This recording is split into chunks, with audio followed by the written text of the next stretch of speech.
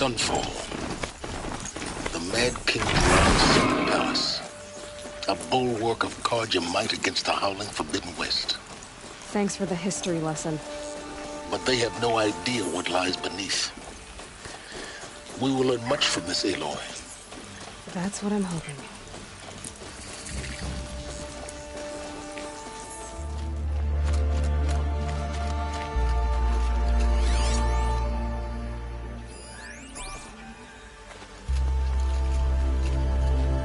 She's very pale. Is she unwell? Yes. She's a fighter, but the fever on her won't lift. It only burns hotter. Her name is Shiana. My sister. Isn't there anyone in Sunfall who can help? We're refugees. We know our place. And there's only one healer in the territory. He's difficult. His soul is in shadow. His soul is in shadow. Galiv. That's him. He's very clever, but he has little care for people. Perhaps the desert scoured it all away. Perhaps he was always like that. Either way, I know he won't help us. Well, I'll see about that. Where would I find him? Last I heard, he was patching up soldiers at Blazon Arch. Another border battle. Shh. I'll keep the moon from your brow.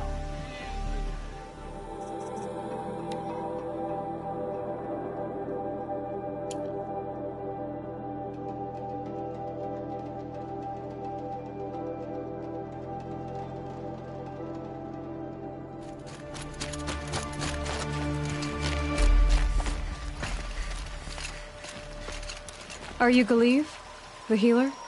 I had planned to spend a day gazing at the lands of my exile and feeling sorry for myself. But you're not from Sunfall, so this could be interesting. I came from the tent city there. There's a sick girl. Her brother told me about you. The answer is no. What? No, I can't spare the medicine, nor my time to administer it. My resources are already spread thin. Thin as the soiled cloths I have to use for dressings. Why won't you help? Look at it from my perspective. What meager goods I can get must be smuggled in. That's expensive. The behemoth's share goes to the military. Of course, there are the demands of the Citadel. Helis's kestrels are so prone to sticky ends. What's left, that's for the nobles, who can pay well for my services. Look at it from my perspective. A little girl is sick. I think we are calling to each other across an ideological impasse. What's stopping me from just making you do it? I'd have to cause a situation. And you wouldn't harm the only healer disgraced enough to work for the Shadow Karja, would you? Well, we've only just met, but yes, it's tempting. And take it up with the Citadel. They decide who lives and dies. Nothing you can do would compare to my punishment if I use the last of my stock on a tent girl.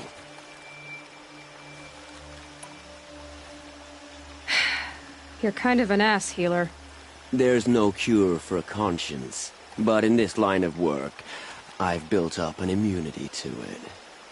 And yet, if you feel so strongly about this one girl, perhaps we can make a deal. My charity for a Thunderjaw heart. That's not how charity works. It is how deals work. You'd settle my debts. For a while. I already have the part. Wow, we could already have a deal. Quickly now, let's salve your poor conscience. See to the girl, and it's yours. Not before. Oh, please. On my oath, this girl will survive to see our sad future. You and I shouldn't be seen together. Go on to the slums ahead of me. I'll find you presently. You do stand out in a crowd.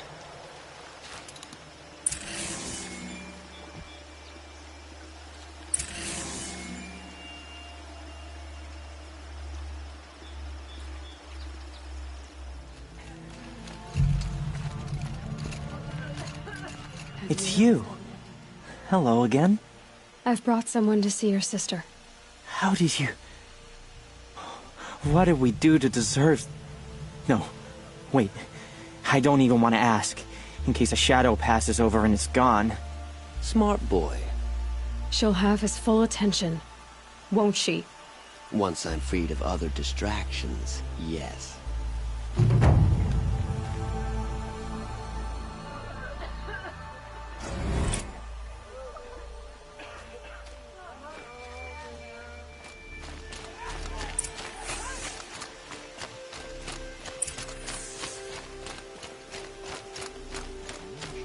Only the finest goods here. See for yourself. Seeing Uthid around sunfall. Wrest that honor from me.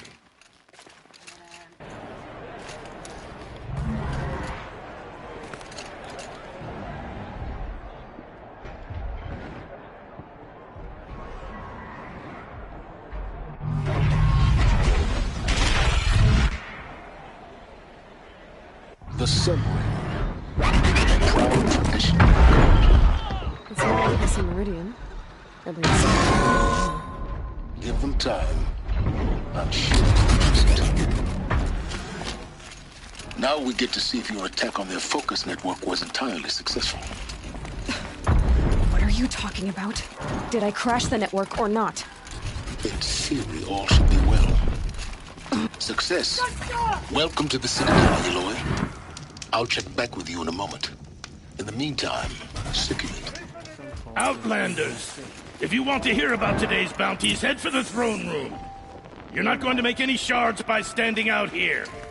Filthy mercenary bottom feeders. I'll take the shots. Remember your place, stranger. Even if it means having to listen to Bahavas. I hear the Shadow Cards are looking for one of their own. Should pay well.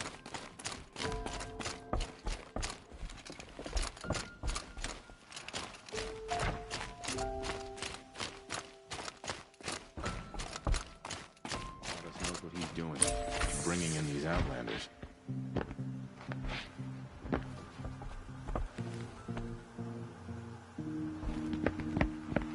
By the glory of the sun revealed. Behold, radiant Edaman, the one true Sun King.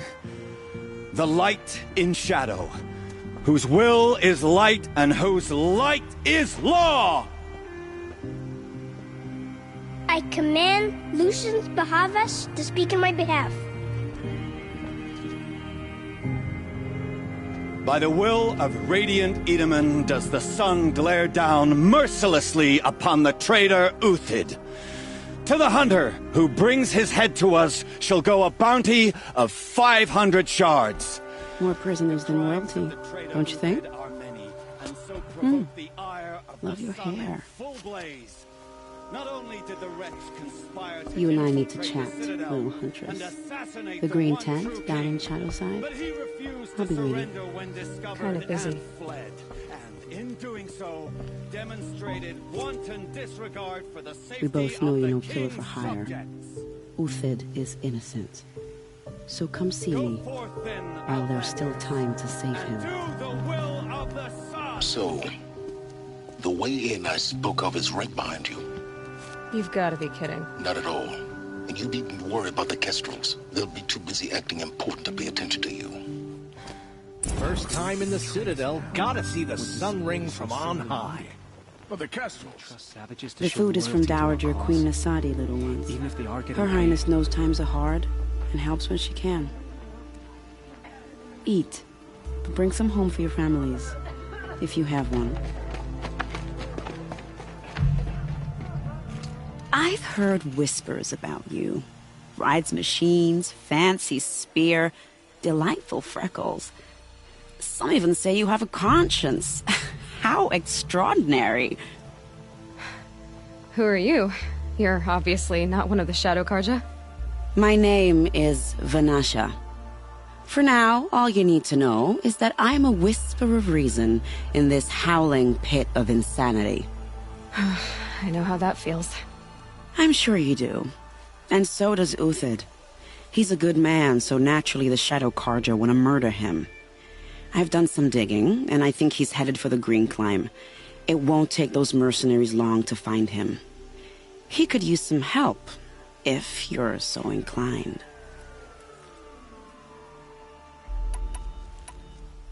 Stop being evasive and tell me who you really are. Stop being evasive?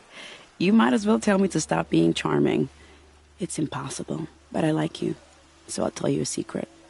I have friends in Meridian, and I like to do favors for them when I can. Uthid might be of use to them, if he survives.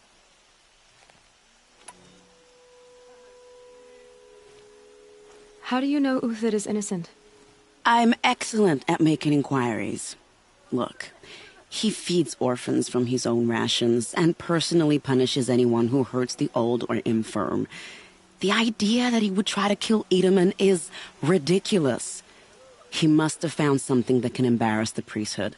Otherwise, Bahavas wouldn't risk marking such a well-regarded man for death. What makes you think he's on the Green Climb? He knows he'll be pursued, so he needs a hideout that's both familiar and defensible. He once single-handedly held off an entire bandit clan in those foothills. My guess is that he'll fall back on what worked before. I'll do what I can for Uthid. But what about you? What about me what? What will you do while I risk my life? Useful things, little huntress. Look for 3 dead trees south of Sunfall. They mark the start of the Green Climb. Good luck. I know I shouldn't say this, but I already miss seeing Uthid around Sunfall.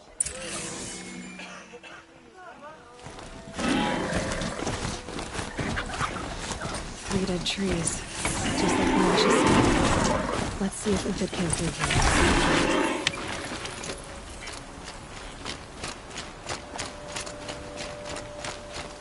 These tracks lead up that rise.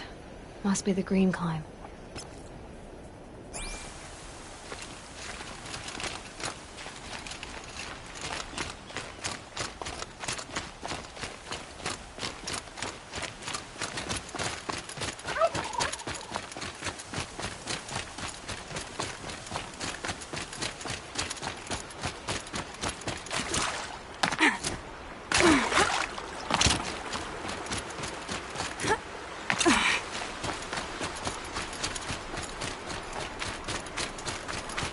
Foot tracks stop here.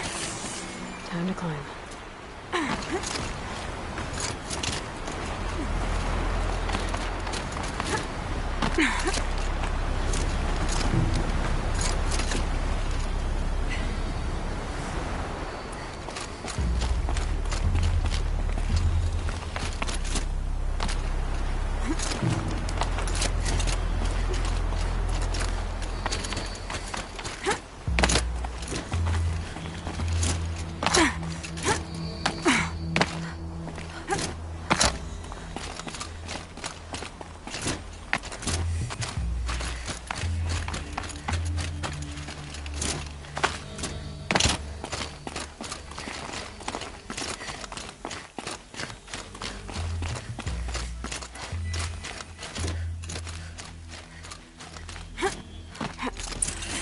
All right, made it. Where did you go, Uthid?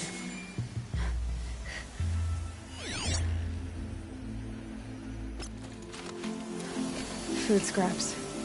I'll bet Uthid stopped to see if he was being followed. He must have kept going. I've got to catch up.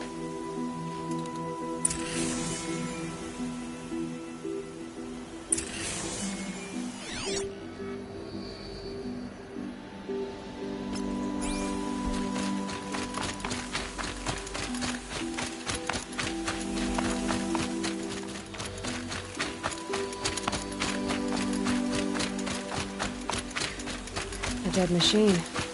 Uthid's been hunting.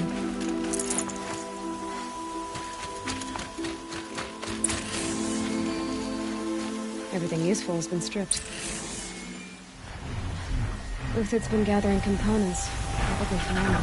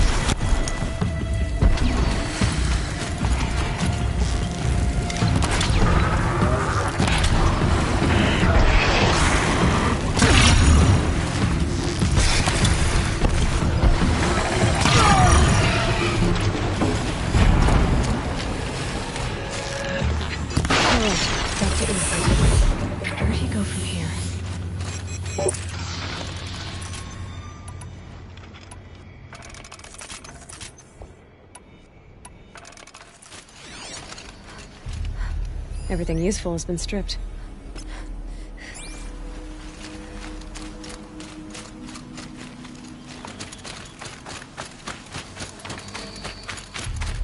Uthid took down a Ravager.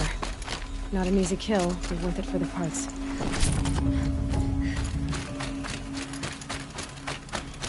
Dead Watchers. More scrap for Uthid's stockpile.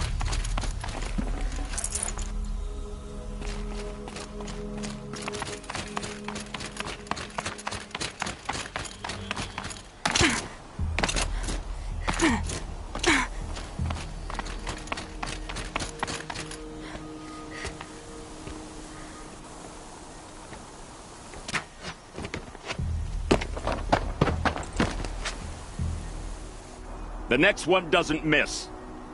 Uthid? You're young for a bounty hunter. Or am I old for a soldier? I'm not here for the price on your head, Uthid. I believe you're innocent. Innocent? Come on, then. If this is a trick, it's a good one. You've earned your kill.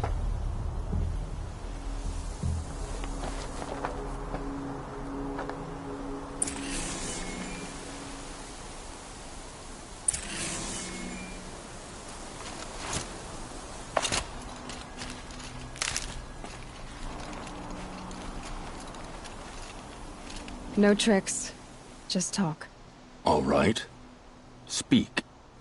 I want to know what happened at Sunfall. What really happened. All right. For weeks, each dawn in the tent city came with a new death. Always in their sleep, no struggle. The old, the infirm, sometimes the young. Those who couldn't fight for the cause. I should have realized then it was a culling. Who would do such a thing? They thought it was a curse, an evil spirit. But it was only a man. And a silent poison. It took time to catch him, but we did. We brought him before Bahavas for the sun's judgment. The High Priest Bahavas? He's the one who put the bounty on you. Yes. He thanked me for my diligence, then had his guards release the villain. You see? It was he who ordered the culling. Then they turned on us. Should have died with my men, so their loyalty meant something. 20 years I gave to the sun. For what? Malice and murder? As for honor, sacrifice, true sacrifice, the kind priests and rulers know nothing of? It's all a fat joke. If it's honor you seek, the Sun Karjas seem trustworthy. A little stuck up, maybe, but trustworthy. Those Karja once raided your Nora lands. Raided every land we could reach. It was the Sun's will. I did what I was told. Others did worse. But as their captain, I had... Uthid, I don't care what you did. I can't absolve you. But the Karja are changing their ways. You could too. Perhaps. Avad doesn't understand what the Sun demands of its soldiers. Perhaps he understands it too well. Now you sound like the blameless Murad. I can believe you're a good man. But why go with the Shadow Karja in the first place? Why serve them? Because of Itaman, of course. He was the one true Sun King. Itaman's just a child. Yes. An untainted vessel. I believed he was pure. But they used him. Used our faith. I can see that now. No shadows under a noonday sun. Bahavas didn't need to disgrace my name. I did it myself, serving a rotten throne. I met someone who wants to get you out of this. A woman named Vanasha. But first, we need to get you out of here. What are you? You look like a hunter. You give orders like a soldier who's been out... Mercenaries. Think they'll all line up to tell me I'm innocent? Should have stayed on the plains, Karja! The mountains belong to us! Kikuk's killers! When we're done with you, you won't even leave an echo! You didn't make it hard to be followed. Almost as if you wanted to go out in a showdown. Not much gets by you. Incoming!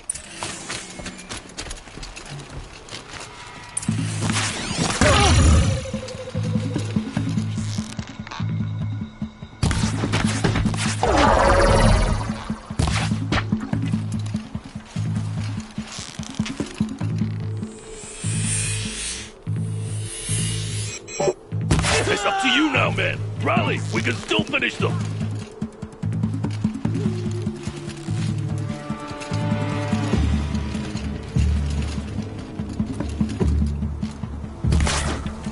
Move in! Yeah! Ah!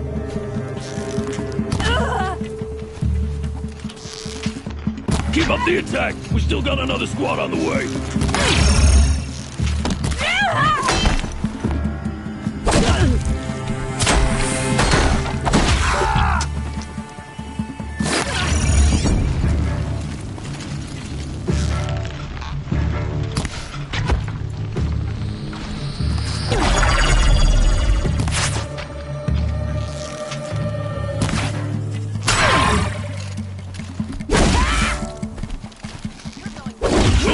We'll send the rest as soon as they arrive. We're shield mates. I shan't let you fall.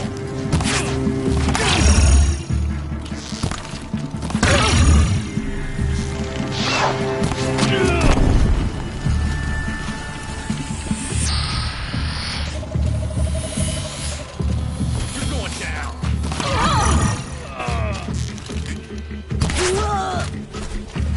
Could shoot you with my eyes closed.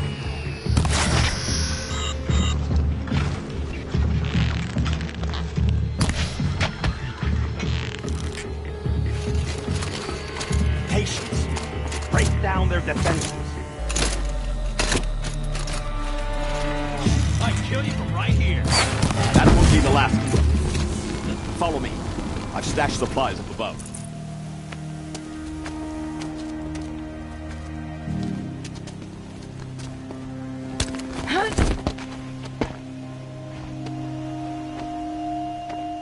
Up and over.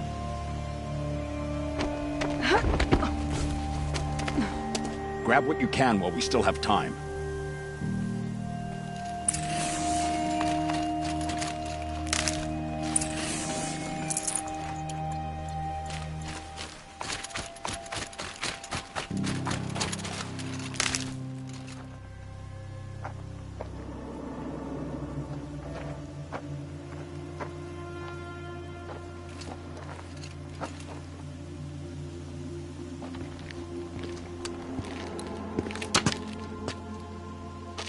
A robust defense is the most satisfying to break. All right, Marbles. We brought the priest out here, so let's put on a show for him.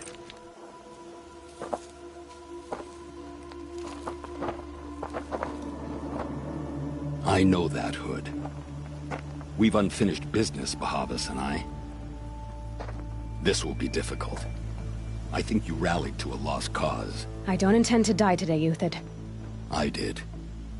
But you're starting to change my mind.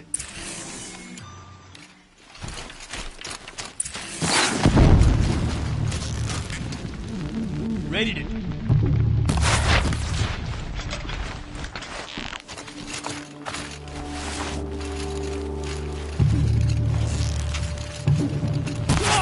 Your way.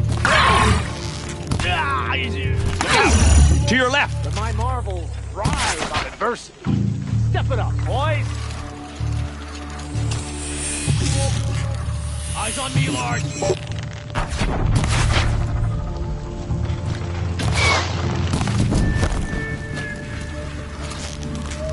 We'll down them swiftly.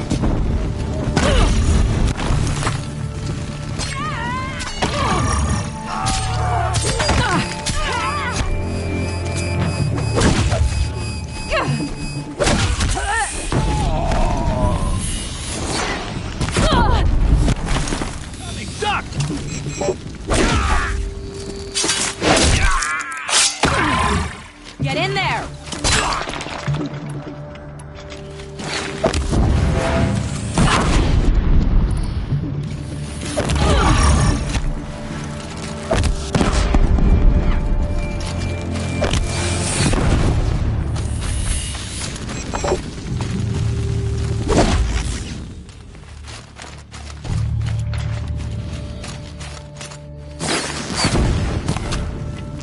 Press the attack.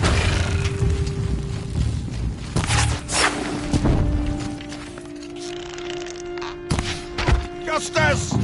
If any remains.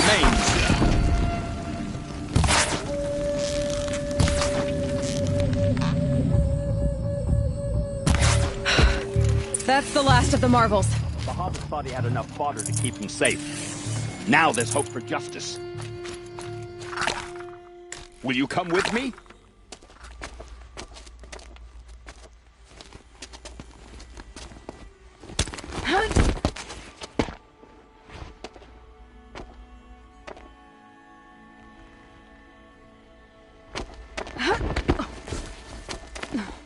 This won't be easy. Bahavas still has his personal guard.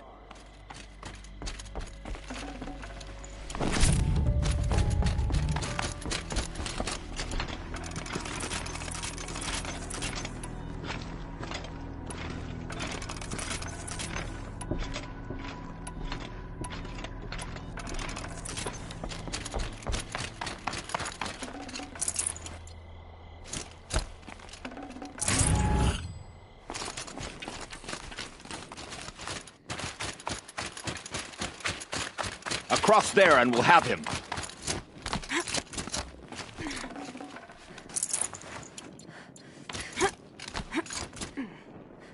I had to come here myself to end your suffering, Uthid, and mine. The Outlanders led us here, and now that they are dead, their price is most affordable. But enough with needles. It's time for blades. Remove them from the sun's sight!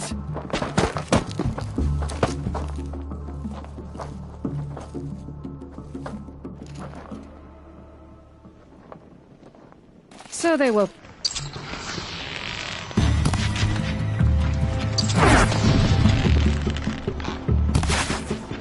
Press the advantage!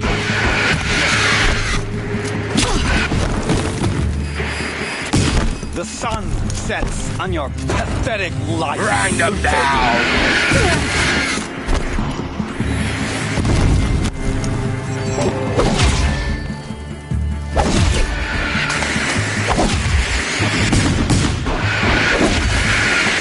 Make it hurt! The shadow falls upon them.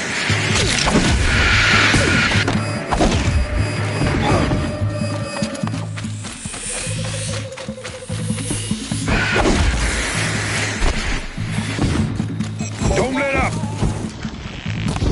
Kill the traitor! Kill the Nora!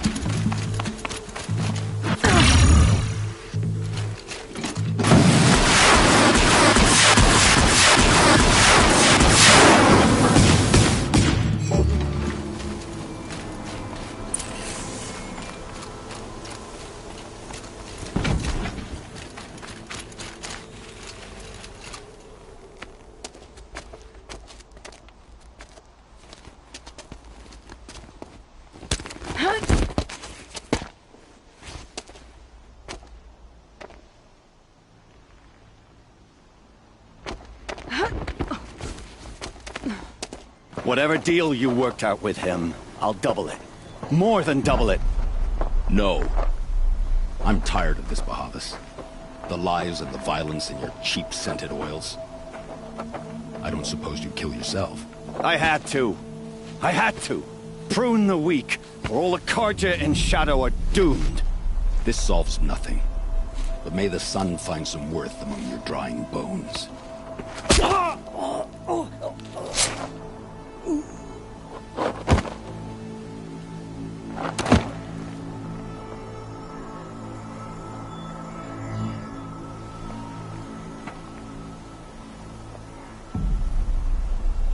That was quite a fireworks show. You took your time? I was busy. What do you think happened to Yan Shund, the other mercenary band? And I had to organize passage to Meridian for a wanted man. Give us a moment, Uthid. Girl talk. You've had quite a day. I never imagined Bahavas would blunder into his own trap. His death opens up wonderful possibilities. Remember Itaman and Nasadi, the Child King and his mother guarded like hostages at Sunfall? With Bahavas gone, no one will be watching them. I want to get them out. And I could use your help. Kidnapping the Sun King of the Shadow Karja is no small task. It's not kidnapping. They want to go to Meridian, to safety. How do you know that? I've been posing as Nasadi's handmaiden. She's scared. For herself, of course, but mostly for Itamen. Why do you care what happens to them? Itamen is the Shadow Karja's figurehead. If he defects, it will remove their last trace of legitimacy. Beyond that, he's just a boy who clings to his mommy. He made a little grazer for me out of matchsticks once. It wasn't very good, but still, nobody ever made anything for me before.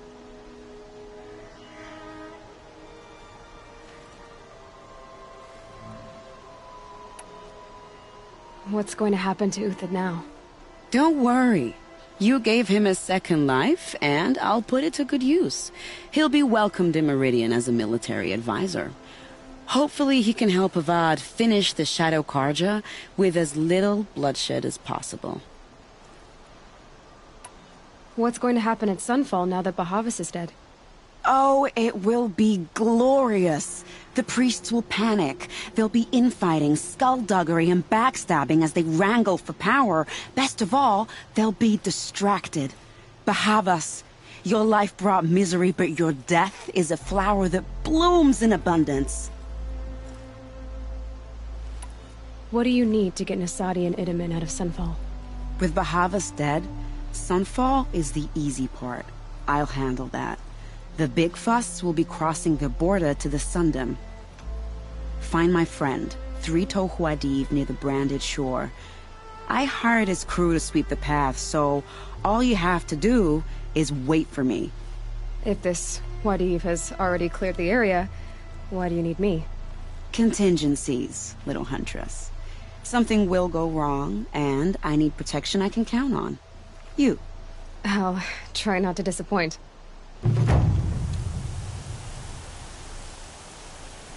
The Nora said you would help me. Are we bound for Meridian? Only if you want to go, my dear. What choice do I have? None at all. I was just being polite.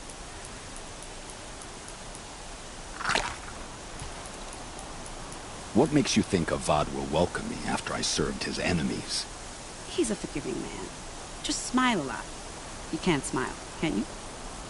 No, that's a grimace.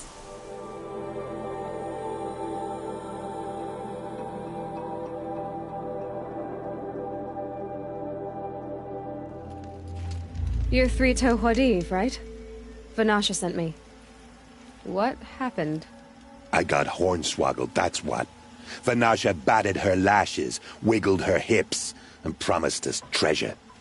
Clear a path for the royals, she said. Sneak past the garrison and skewer a few watches. Hardly a bother. Little did we know there was a damned monstrosity lurking underground. When will I learn not to gawk at skinny girls? Why do you think Vanasha swindled you? My crew came to Sunfall because we heard the bounties were fat. She offered us the fattest one of all, enough to retire on. It's my own damned fault for taking the bait. Should have known I'd end up with a rupture in my useful pots.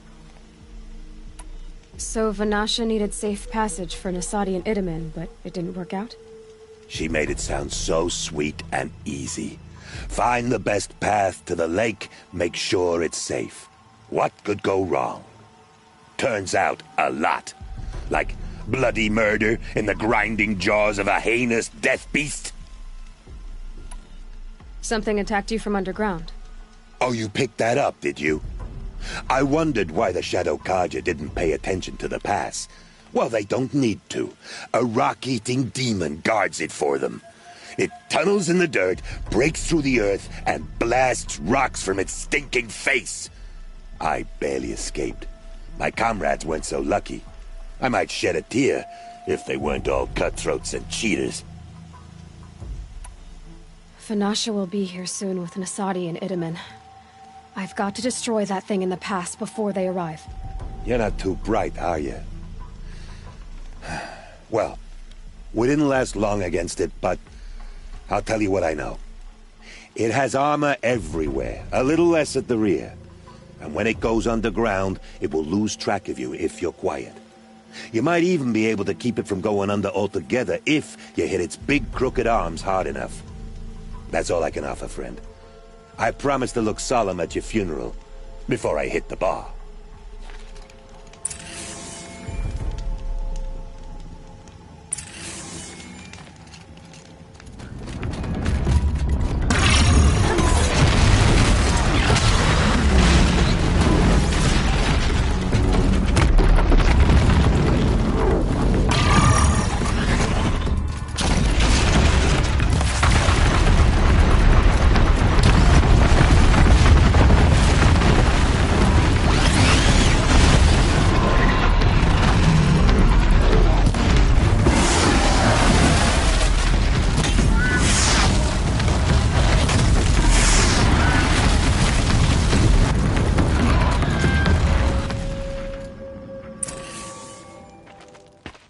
By the radiant sun, I can't believe it. I thought that evil rock chewer would grind you up. After that miracle, all we can do is wait. Vanasha will be here soon, along with a boat that'll take the royals across the lake.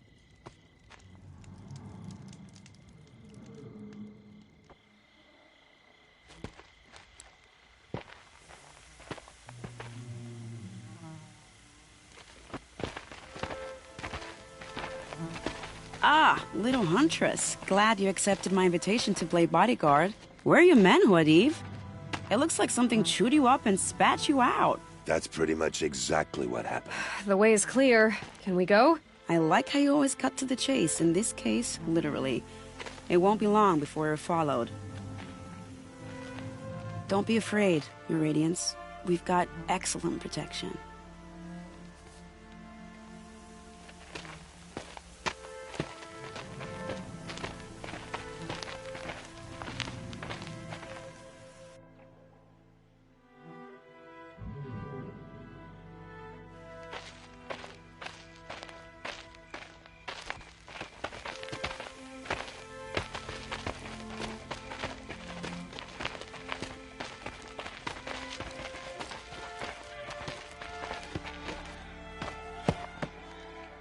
Oh dear, here come the Shadow Carja, and they're very angry with me. I'll hold them off. Very noble of you, but when I start a fuss, I like to finish it. Not that your assistant isn't welcome. Huadiv, get Itaman and his mother to the shore. Carefully. So it comes to this. I must say, after 2 years under the heel of these zealots, I'm ready to extract a little blood.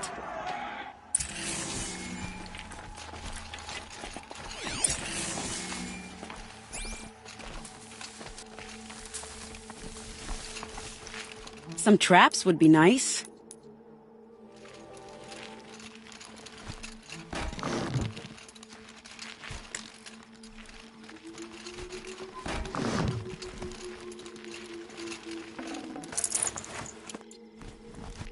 Time to prepare.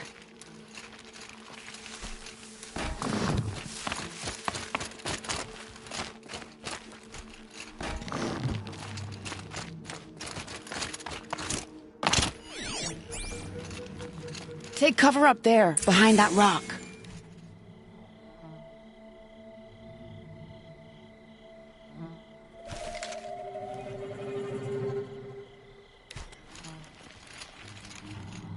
What's this doing here?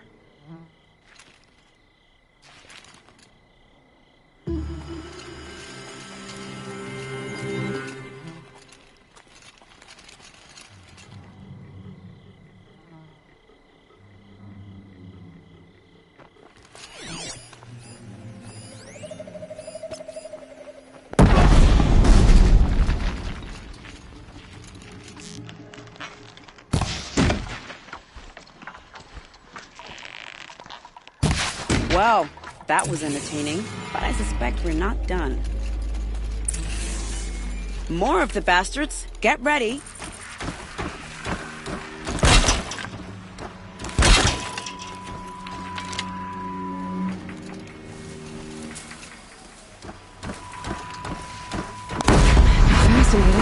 they weren't looking for me. Well now, seems I worked up a bit of a sweat. I don't want to jinx it, but we might be in the clear.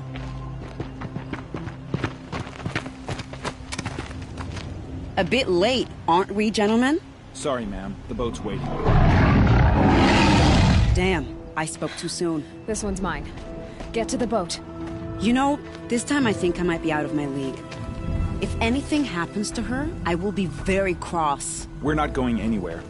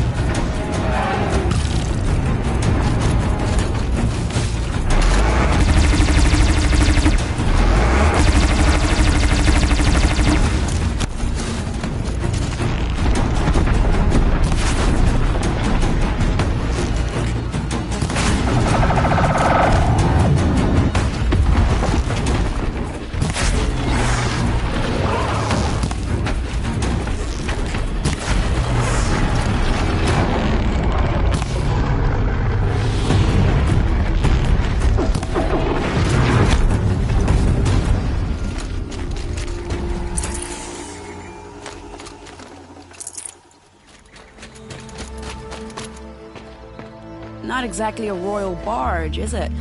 Oh well, defectors can't be choosers. Let's get aboard, shall we?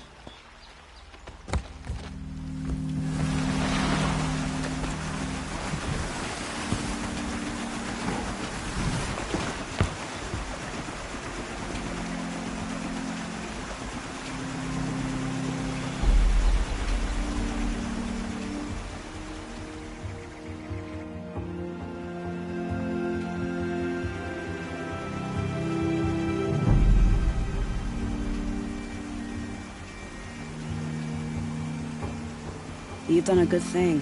Maybe even ended a war. Maybe. But my war just keeps going.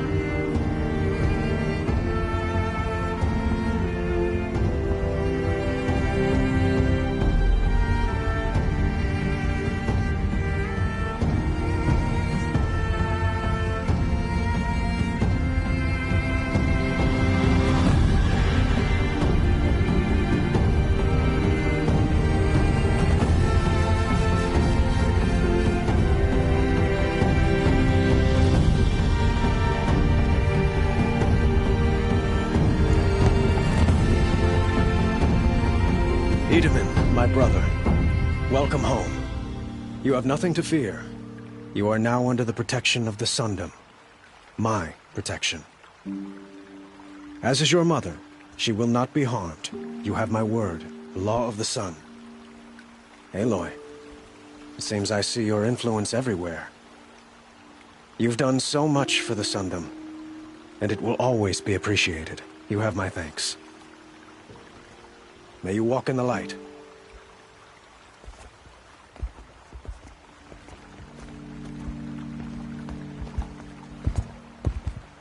Appalling. I spent 2 years in the Forbidden West setting this up, and the redhead gets all the credit? I'm still getting paid, right? You'll be lucky if I let you live. I couldn't have done this without you. When we meet again, I'll give you a proper thanks. I promise.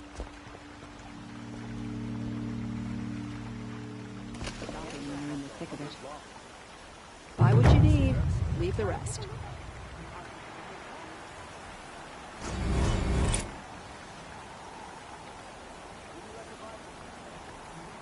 Only the finest goods here. See for yourself.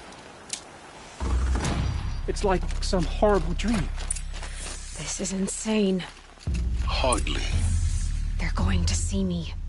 You underestimate the ease of hiding in plain sight.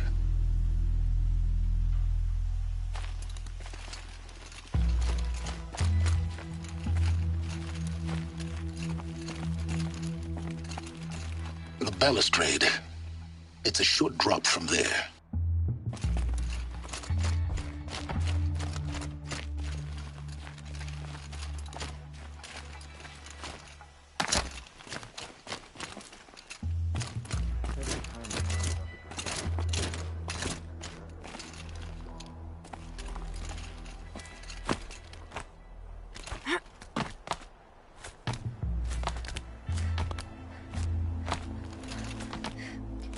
Other side of the tower. Look for a vent.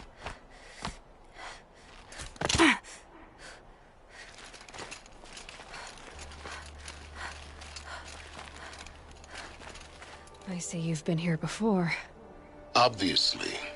Now, it's very important that you hear what I'm about to say.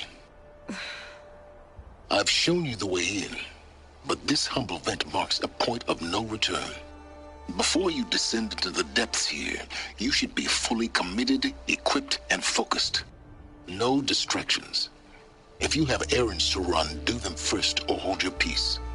I won't tolerate whining. Is that clear? You'll tolerate what I give you, Silence. I didn't ask you along for the ride. I'm heading down. I've spent a lifetime trying to uncover the secrets of this world. Where the machines came from. How the old ones achieved such marvels only to fall into silence and death. A lifetime of failure, as year by year, decade after decade, I hit walls I could not break, doors I could never breach. Hello. Until a Nora huntress marched out of the savage east. And voila, for her, all the deepest secrets of the earth were laid bare. I suspect you'll have an easier time with this door than I did years ago. Hold for identiscan.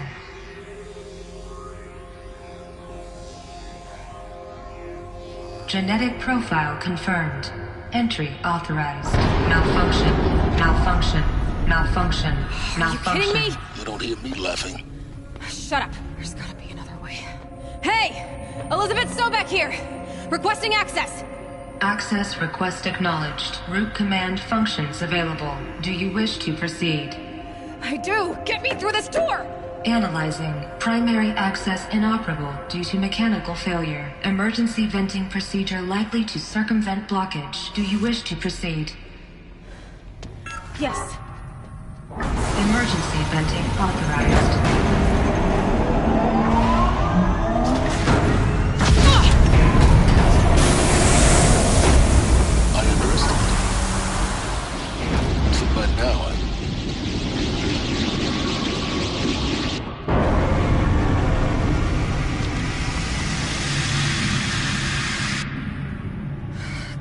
Of everything. That will draw attention. We won't have this place to ourselves for long now. We? Last I checked, I was the one risking my life down here. Yes, fine. Now will you please get moving? There's so much to learn in less time than I'd hoped.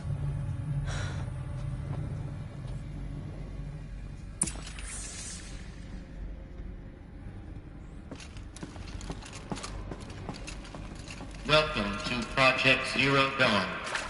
Zero Dawn. We found it.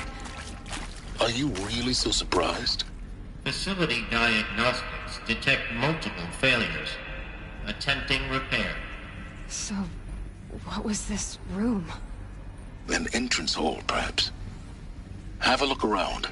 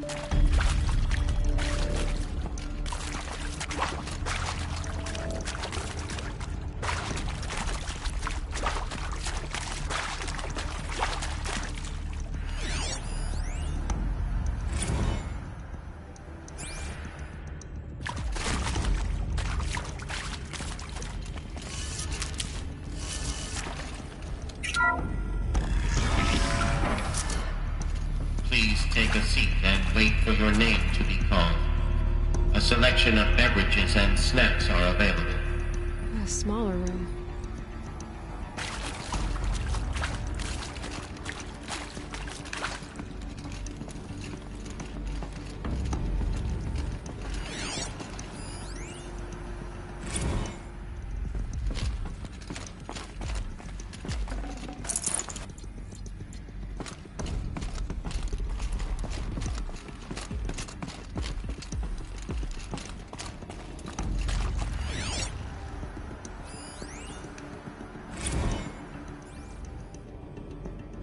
Please proceed into viewing room 1 for an important message regarding the purpose of your visit.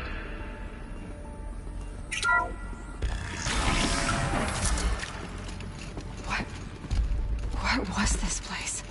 A holographic theater. CB01 data intact. Initiating playback. Welcome to Project Zero Dawn. I am General Harris, Chairman of the Joint Chiefs of Staff of the United States of America. I'm sure you've heard the rumors that Zero Dawn is a top-secret super-weapons program, the technological miracle that will save us from the Pharaoh Plague, if Operation Enduring Victory can hold off the robots long enough. The reason I'm sure you've heard the rumors is that I'm the one who spread them, and they are all lies. Zero Dawn is not a super-weapons program. And it will not save us. Nothing will save us. Here's why. By the time the glitch was noticed, it was already too late. Nothing could stop the Pharaoh Plague. Nothing can. Its robots will continue to replicate and devour the biosphere. Life on Earth will be destroyed. Our planet reduced to a barren sphere. Global extinction is inevitable. No matter how many we kill, the robots just keep exponentially making more. If we had their deactivation codes, we could shut them all down. The entire swarm. But since their cryptographic protocols use polyphasic entangled waveforms, cracking a code set would take half a century. At best, we've got 16 months. Not exactly what you'd call a survival option. The destruction of a biosphere is not the sort of apocalypse you can wait out in a fallout shelter or a space station. There will be no Earth left to reclaim. Just a lifeless, toxic rock with several million Pharaoh robots on it, hibernating, waiting for something to eat. This is the horrible truth behind the lies of Operation Enduring Victory. My lies. Lies designed to inspire millions of innocents to sacrifice themselves in battle. Why? One reason. To buy time for you and the work you will do here. Zero Day, the day that life on Earth ceases to exist, is coming fast. It cannot be stopped. The hope of Zero Dawn is that something new might come after. But I will leave it to Elizabeth Sobek to shine that thin ray of light into the darkness. Harris, out.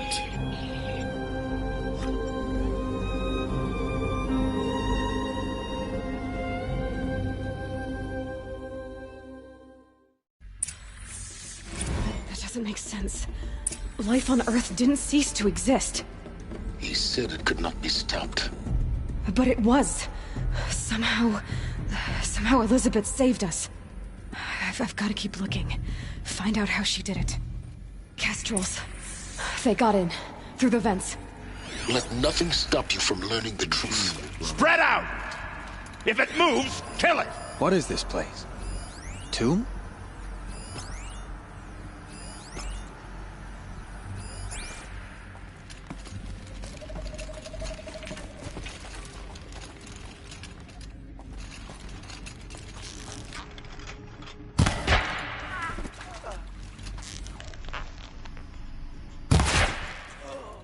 Something broke! Bad! Good. We're too close to let tribal primitives stop us now. The data points, what did they contain? is accurate, yes. So these mechanical monstrosities, they don't just kill people, they feed off them? Not just people, all organic matter. Every living thing dissolved into nutrients. Millennia of evolution liquefied. The miracle of life. Every living thing dissolved into nutrients. Millennia of evolution liquefied. The miracle of life produced some bloody biofuel. In a word, yes. Who did this? Pharaoh? That arsehole. Is he here? No, Doctor. Please. Tell him Tom Pake wants a word. Now, get off! Get off! Doctor, please. You get Ted Pharaoh in here!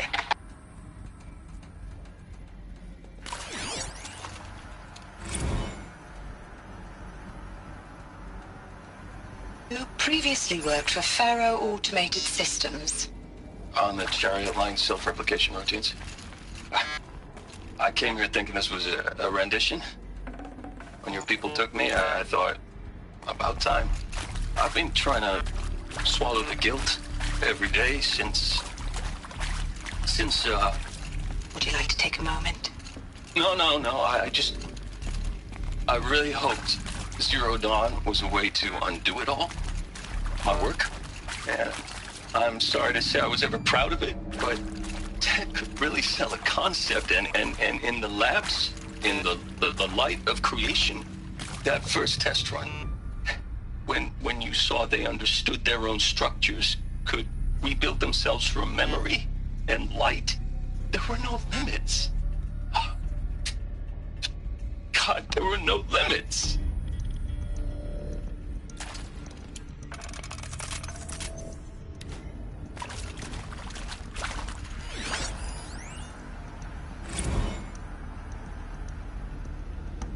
With Suzanne Alpert, environmental scientist.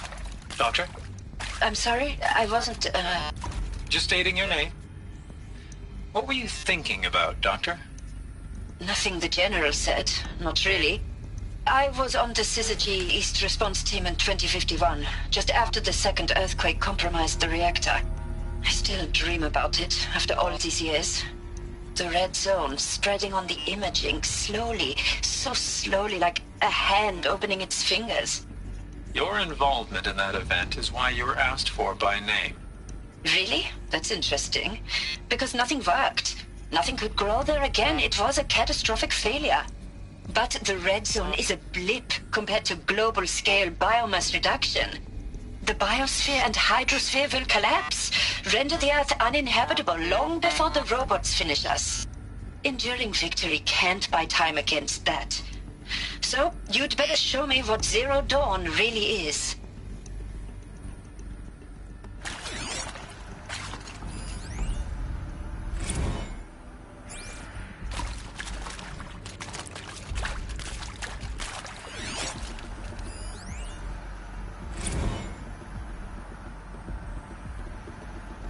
I'm sure you now understand the urgency of why we brought you here, Ms. Okilo. Captain Okilo, are you trying to thank me for not resisting? I believe we could negotiate a diplomatic solution. When it came to my country's lithium, it was always a swarm that would be sent to negotiate. Metallurgic International, U.S. Robot Command. The markings changed, but the robots were the same. You have had considerable experience in human-robot conflict. Yes, and I've got the prosthetic limbs to show it. Yet I continue to face this horror, even though the challenge was great. Cyber warfare. I thought Zero Dawn would be a Manhattan project to generate the deactivation codes. With the resources I had, I estimated code breaking to be a hopeless endeavor. I was almost looking forward to being proved wrong. Unfortunately, your estimation was correct. As your General Hera said. So then, you did not bring me here to commiserate. What is left?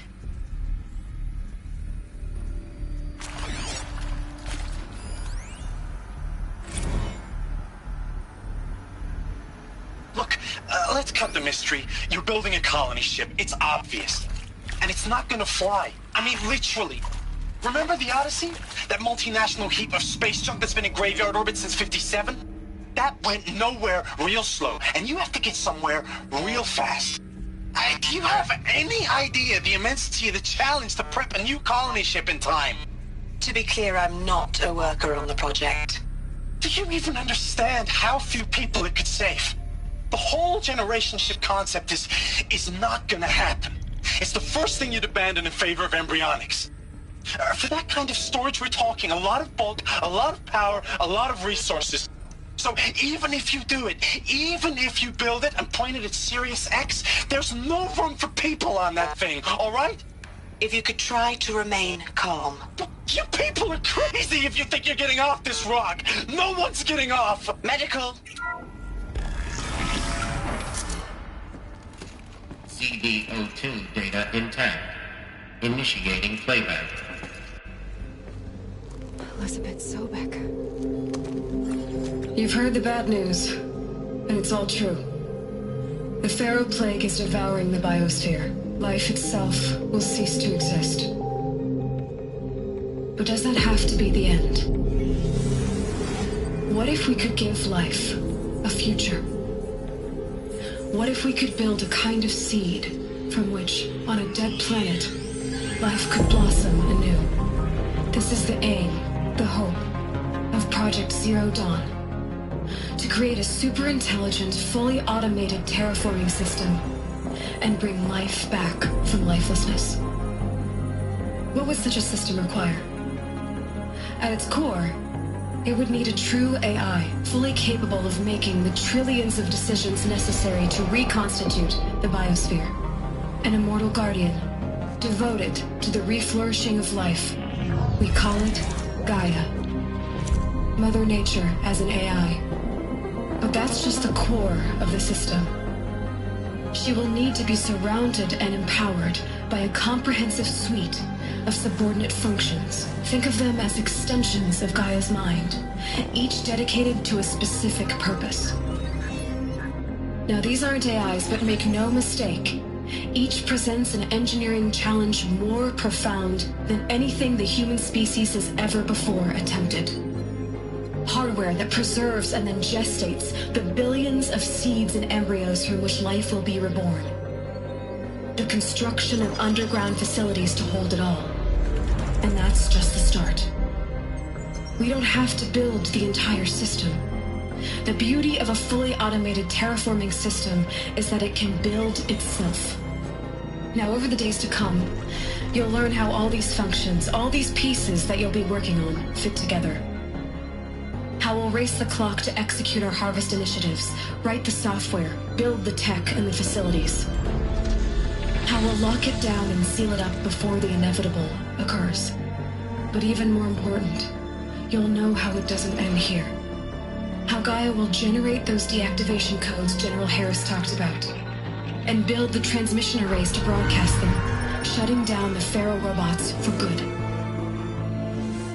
How Gaia will not just build, but imagine any conceivable robot it needs to do its work across centuries. From detoxifying the Earth's ravaged atmosphere and poisoned seas, to the regreening of the Earth from cryopreserved seed stalks, to rewilding the Earth with animal life.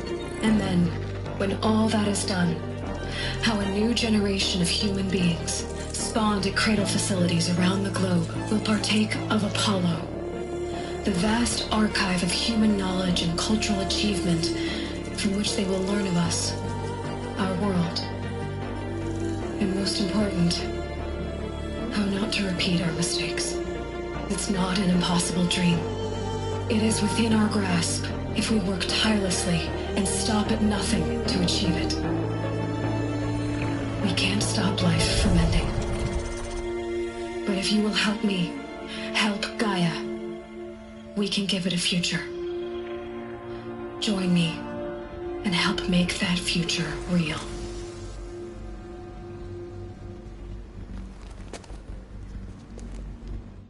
So,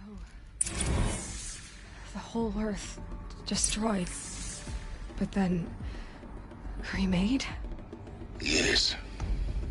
by a machine. A machine of creation. Elizabeth did this. For life. For us. But... why Hades, then?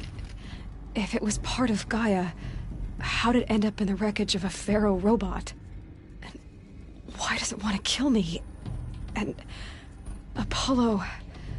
the Archive of Knowledge, what happened to that?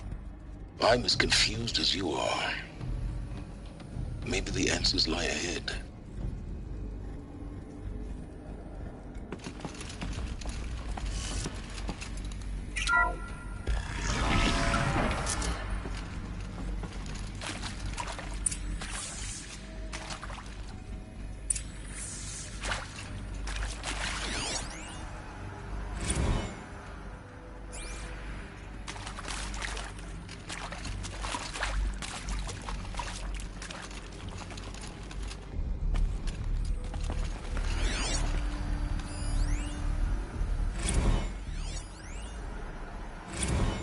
Of course I'll do it. To be given the opportunity to rebuild what the damage that I don't feel worthy of it, but I will do it, absolutely. I want to stress that this was never about your culpability. It is to me. Dr. Sobek, Margot, they were smart to get out of Pharaoh when they did, but not one of us took it as a warning sign. It just told ourselves that we're cut out for the BTRI cabals. That's the better than rapid innovation. A better at competing, better than the next guy, a better killing machine. Isn't it just amazing how a century and a half of science fiction did nothing to swerve our species from the path of doom? I mean, I'm done with that life. I mean, I will work hard, twice as hard to earn this, for my family to have a place in Elysium. I never thought that there could be, atonement.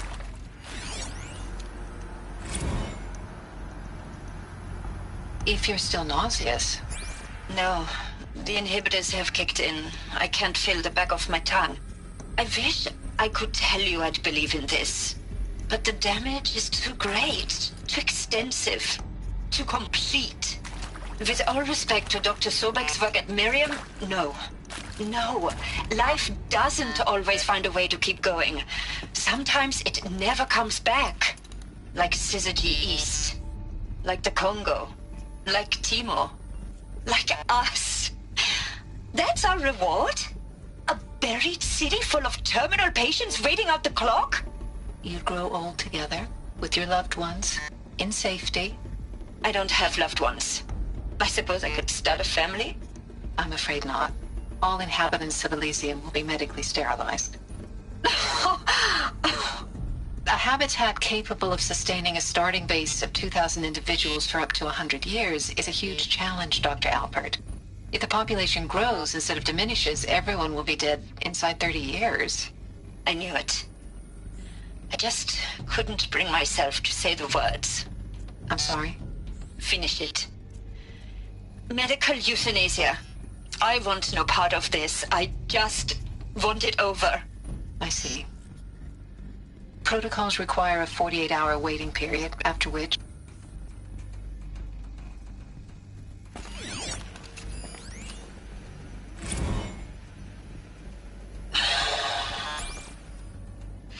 Is he to make sure I behave this time? Security. For your protection. Would you like to discuss how you're feeling? Sure. I'll tell you. Surprised. No, flabbergasted. Like my old man would say, flabbergasted. That vein pumping in his forehead. I thought you people were just completely underprepared for a spaceflight project. But now I can see it's worse. Much worse. Sobek is a total fantasist, a dangerous fantasist. He's kind of blue skying. It's... Jesus. I'm sorry we wasted each other's time. I'm ready to leave now. I'm afraid that's not possible. Everything you're talking about here isn't possible. I recommend you read the documents regarding your options. I've seen enough. I'm getting out of here. What are you... You don't... Get your hands off me!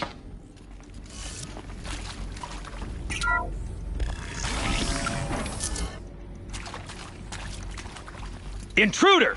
Get her! They know I'm here now. Whatever you do, don't die now.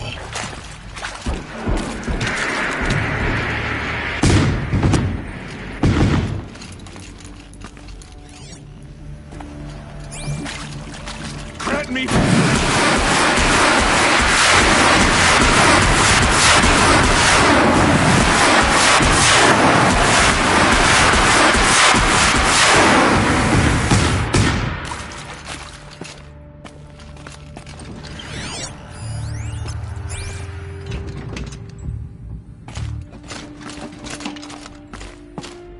I've done this before. Just us. Now, those lame FBI black hats at Mockingbird back in the day, I enjoyed schooling them. But maybe I went in too hard on this poor counselor. She was cute, and just going down a checklist after all. Couldn't expect her to see how ridiculous Zero D's ambitions are. God's own budget thrown at a kid playing with a hologram sculptor? Palms up, honey. I'm just calling it like it is. Hey, look, Mom, I'm making nature. Now, if nature is so important, why not let nature take its course? Extinction? That's natural. Zero Dawn? No, ma'am, that ain't.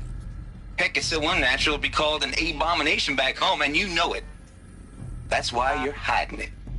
Meanwhile, my little honey of a counselor, she's munching the inside of her cheek. Bad habit. She chewed one of her nails, too, just one. Not your day, was it, little sweet pea? Saw her quota slipping away. Said, I assume you intend to decline the assignment, Mr. Tate. You kidding me? 18 months hard labor in exchange for 30 years lounging around Elysium watching porn? Sign me up.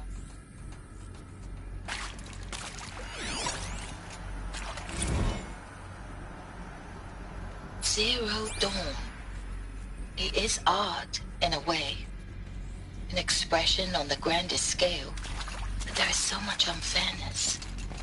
Why was I chosen? Was it decided by committee? By algorithm? My family will be saved because I happen to graduate in art history?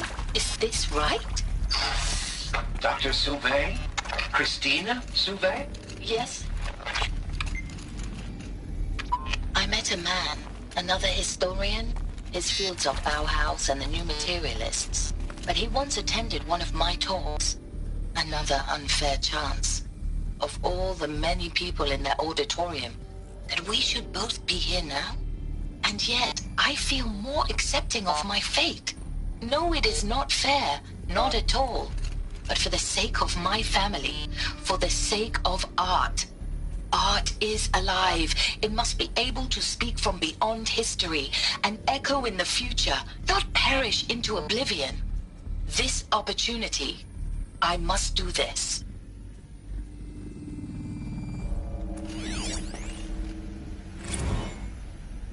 I hashed it out with them, what the point of Artemis was.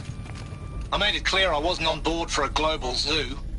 We haven't exactly proved ourselves to be great custodians in the past few thousand years. So the idea of a reconstituted biosphere, well, it's horrifying, isn't it? A complete horror show. We have no right to take a best guess at this stuff. But the alternative? Nothingness. For there to have been all this, and then nothing. And with Charles Ronson running the show, I respect him. He's got a passion to it. He's hot-blooded. So I said I'll do it. I'll put my all into this, literally. When the project is done, I'll take the medical option, thank you. Counselor said I might change my mind. I told him that he didn't know me very well then. For life's sake, I'll do the dirty work. But I want no part of this pathetic, attenuated future on offer. I'm an outdoors man. Never did like the feel of solid-state lighting on my skin. And a wee bit of a claustrophobe, anyway. Here we go. Another one of these. Need to find the right configuration.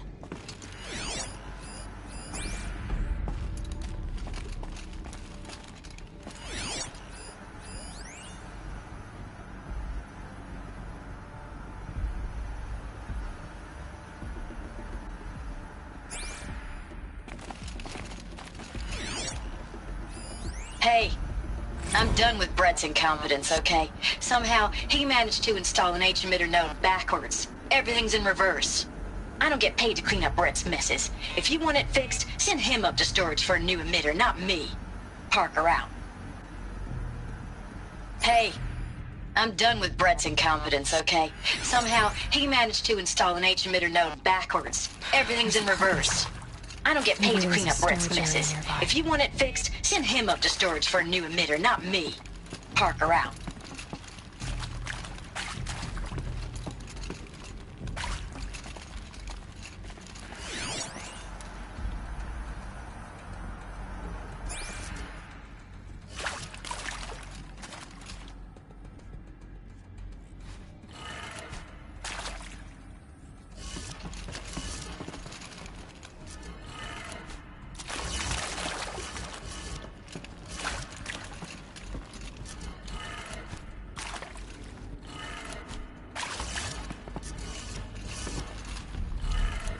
Done. I should check the door nearby.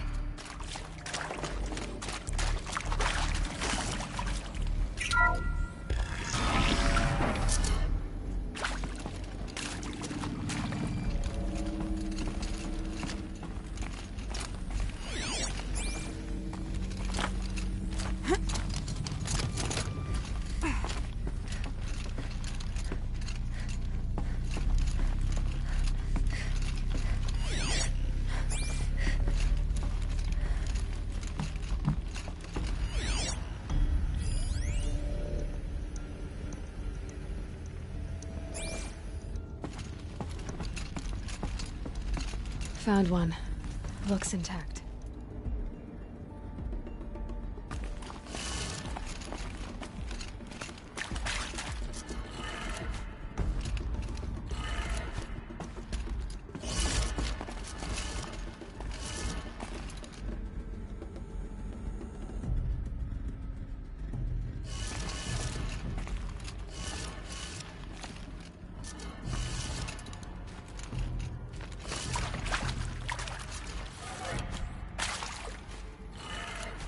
That did it.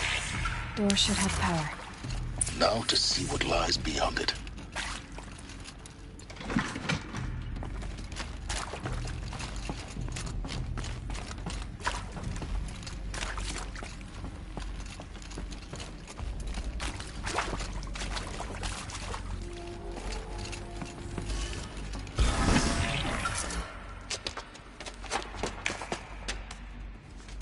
Eclipse.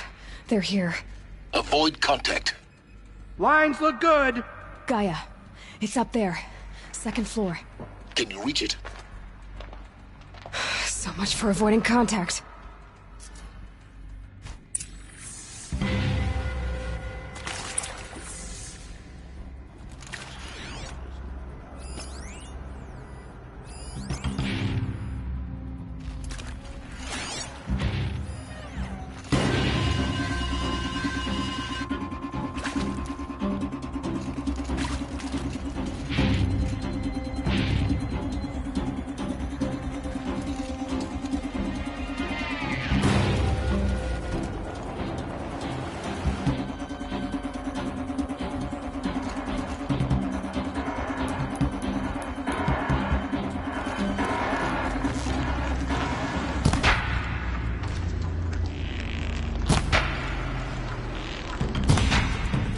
Spotted something.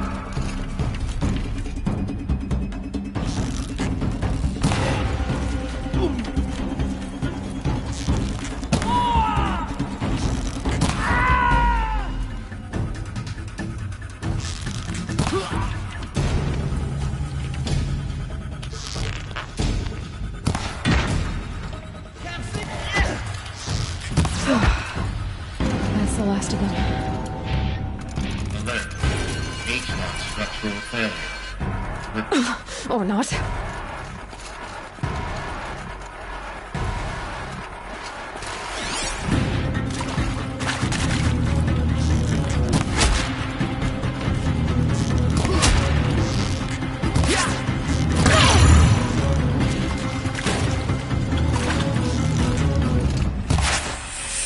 The sun can't save you.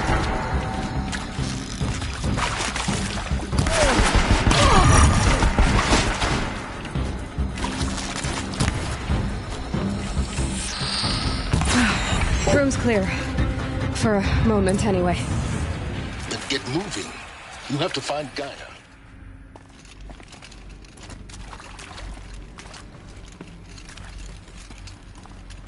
Hello, I'm Margot Shen, and this is Hephaestus.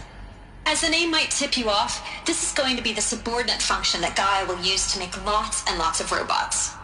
Her personal forge. Except, it's not that simple. So you probably noticed that only about a third of you are robotics engineers.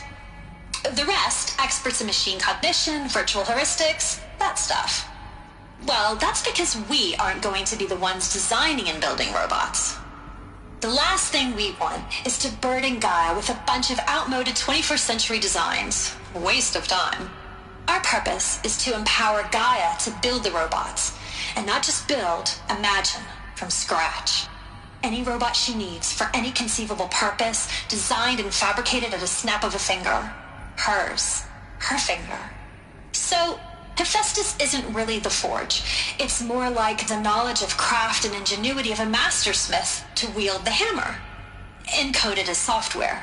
Virtual creativity made real. Gaia's already learning. In simulations, she's doing some very creative things with fractal assembly and animal morphologies. Her designs aren't about to win the Liam Prize anytime soon, but hey, everyone has to start somewhere. So, yes, time to get started. Let's do this. I don't get it. Which part? It's a little technical at places. If Gaia was designed to save life, why would the robots it makes attack people?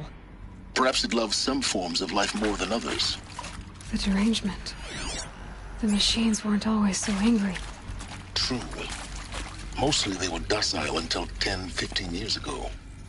For years, Hephaestus has been forcing cauldrons to make aggressive machines. I've seen it myself, in the cauldrons.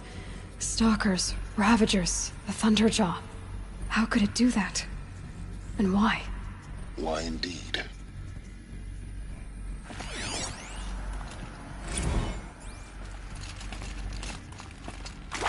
I've seen these shapes before. In cauldrons. But of course, the birthing places of Gaia's machines. I think this is it. Elizabeth Sobek's office. But it's sealed off. There's got to be a way inside. Keep looking. More clips. Careful now.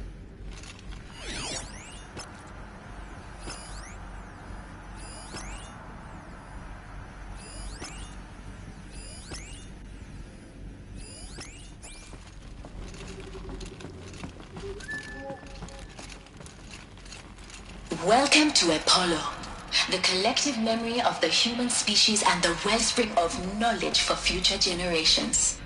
I am Samina Ebaji. Until recently, I was director of the International Collective Memory Institute in New Tehran. As a heritage professional, I devoted my career to the preservation of human knowledge, creative endeavor, and cultural achievement. Apollo is, therefore, the ultimate embodiment of a lifelong passion, albeit under the very worst circumstances imaginable. The challenges before us are immense. Specifically, we will have to design and implement 4 major initiatives simultaneously. First, the construction of data repositories in cradle facilities around the world ensuring redundancy. Second, the collection and processing of a projected 180 million discrete data entries. 42 zettabytes of data in Mandarin, English, Spanish, and Arabic. Third, the transferal and encoding of all that data onto DNA encapsulated in synthetic fossils. The only medium capacious and durable enough to safeguard it without degradation for the centuries to come. And last, but not least, the development of the holographic interface and gamified curricula, by which future humans will commune with Apollo, progressively unlocking heuristic learning modules, leveling up their knowledge and skills they will need to take control of the terraforming system. That is the future towards which all of our efforts will be directed. Not just the preservation of the past, but the seed for the flourishing of a new tree of knowledge. Welcome, and let us begin.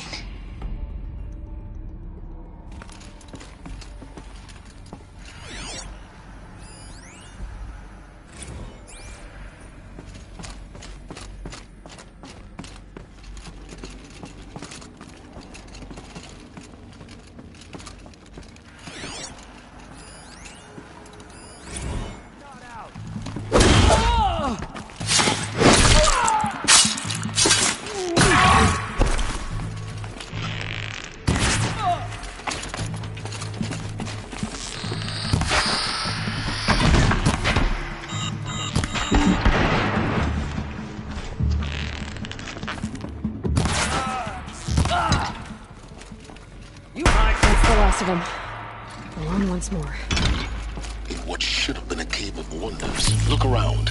See if anything is left.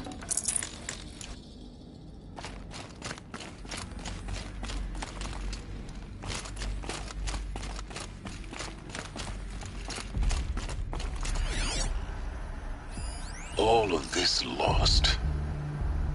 The ancients' greatest gift to us. Greatest? How about the fact we exist at all? To abide in ignorance is a curse, Aloy. You of all people should know that.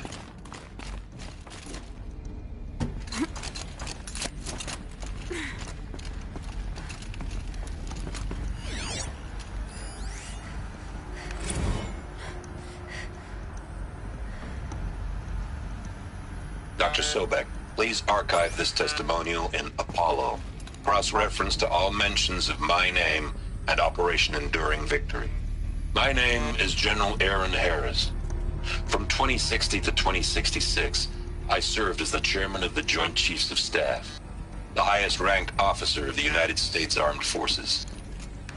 The tenure of my command included strategic planning and oversight of Operation Enduring Victory, a falsehood perpetrated on the civilian populations of the United States and other nations during the last 14 months of life on this planet.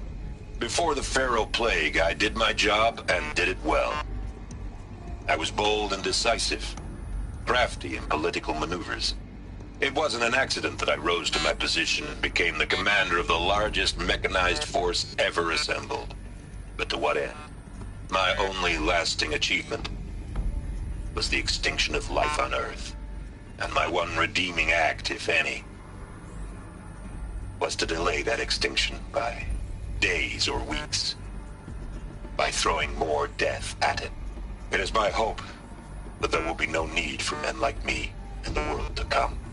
If you are one of the people of that future world listening to this message, please know that I am sorry, and that I wish you well. Sincerely, ERRAND Harris.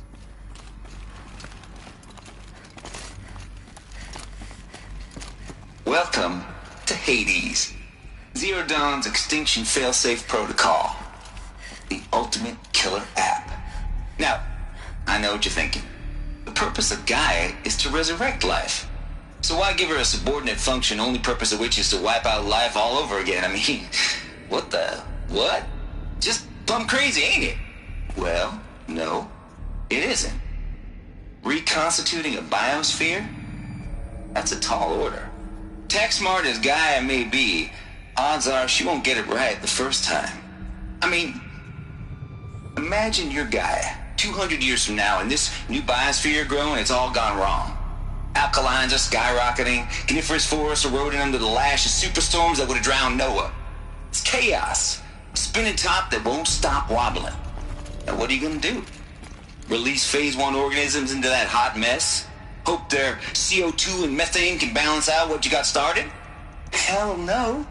What you're gonna do, Gaia, is step aside while Hades takes over and does what you're just too darn nurturing and life-loving to do, which is burn that misbegotten mess of a biosphere to the ground so Gaia can start over. Okay, not burn, more like reverse terraforming operations and suffocated. But you get the idea. Hades takes the biosphere back to zero. Square one, blank slate. And then, only then, does it hand the steering wheel back to Gaia and say, try again, old girl. And better this time, or we'll have to do this again.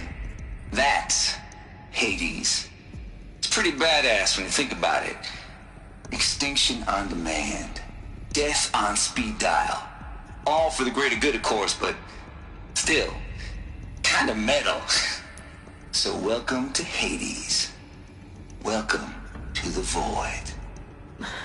Okay, so if that's the original purpose of Hades, why does it want me extinct? We need more data.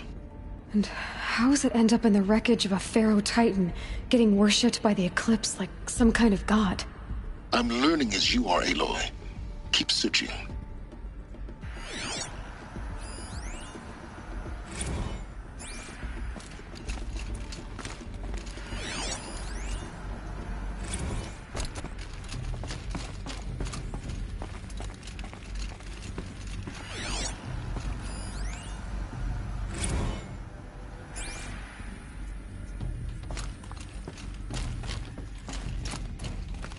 Looks like the only way onwards.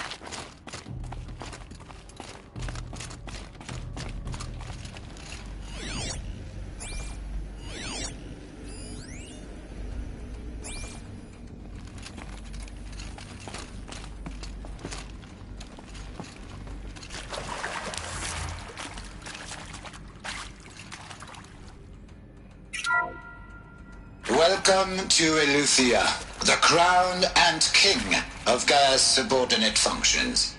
For it is by Eleuthia that the human race will continue to exist. I am Patrick Brochard-Klein, the Alpha in charge of this program. Now let one thing be perfectly clear from the outset. Eleuthia is not a genetic engineering project. Our goal is to preserve the human genome, not alter it. A snapshot of human genetic diversity, literally frozen in time. The genetic quintessence of our species, unmodified. Under my watch, our activities and initiatives will comply with the 2034 clone provisions and the 2048 Rally Accords. Now that may seem a quaint, even trivial concern to you in light of present circumstances, but as one of the authors of the Accords, it is far from trivial to me. The practical challenges before us are staggering in scope and complexity, but not insurmountable. No. Global collation and provisional storage of zygotes, perfection of exogenic technologies, design and perfection of servitors, to provide nurture and inculcation during early child development. All of these program components must and will proceed in tandem. To say nothing of the breakneck construction of cradle facilities at sites around the world. So, si vous êtes prêts, let us begin.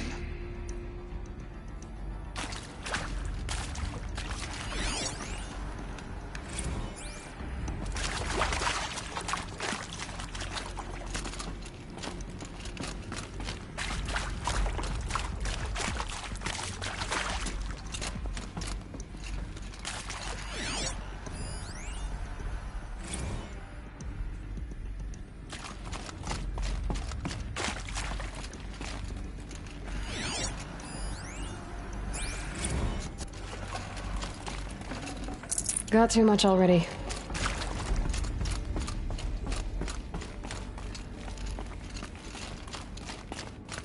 Cradle facilities. Elizabeth said a new generation of humans would be spawned inside such places. She did. All Mother Mountain. It was one of them?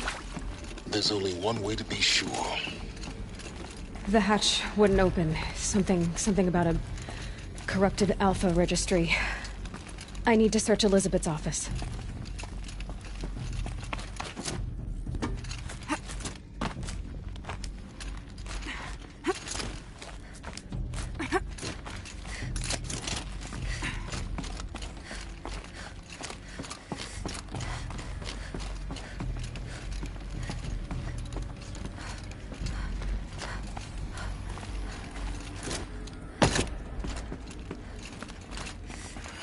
Looks like it used to hold something. Nuts would benefit from antilopenate morphologies, though caprid forms show superior load-bearing capability. You're a quick study, Gaia. Dr. Sobek, as I have conducted this comparative analysis of mammalian morphologies, I've gathered extensive data on the quaternary extinction event. Oh? And your assessment? Gaia? Logically speaking, the extinction was a natural consequence. And yet, I find the loss of megafaunal species unaccountably sad. That they passed forever into oblivion causes me to experience a grief that is difficult to describe. Am I malfunctioning? No, Gaia, you're not. This is good. It's very good.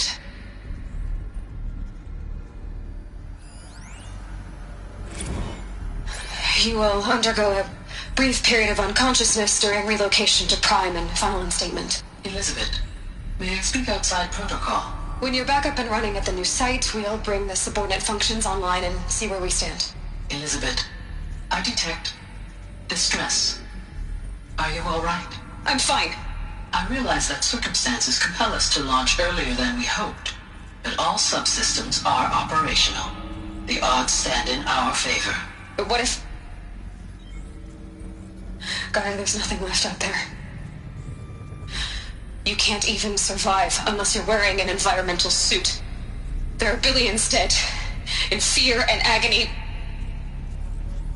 What if it was all for nothing? Elizabeth, extinction was inevitable. Thanks to you, life will have a future. You really believe that? I believe in you, Elizabeth. In you, all things. Pure logic won't cut it, Ted. To pull this off, Gaia's going to need to have some skin in the game. It has to care. What if it runs amok?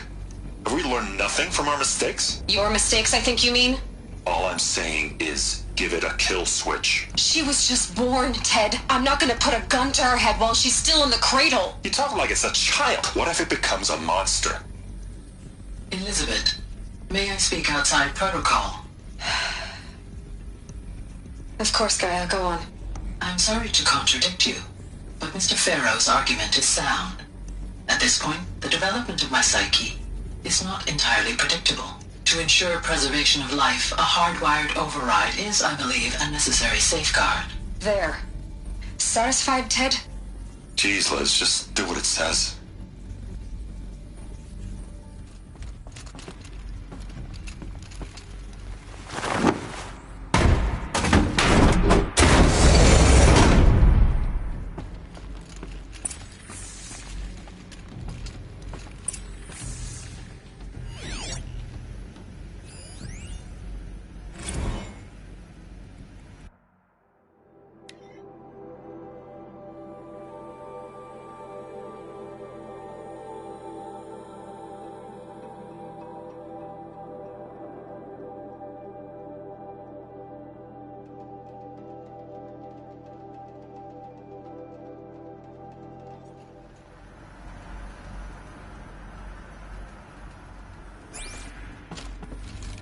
The Alpha Registry master file. Intact? Yeah.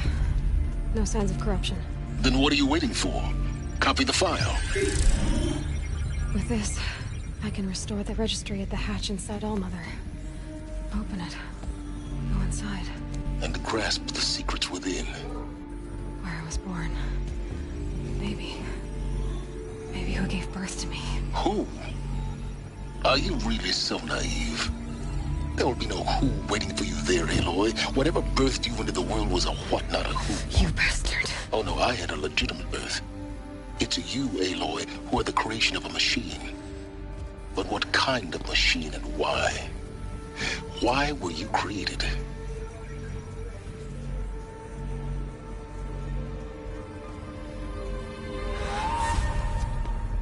Eclipse.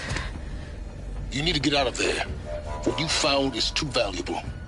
You're too valuable.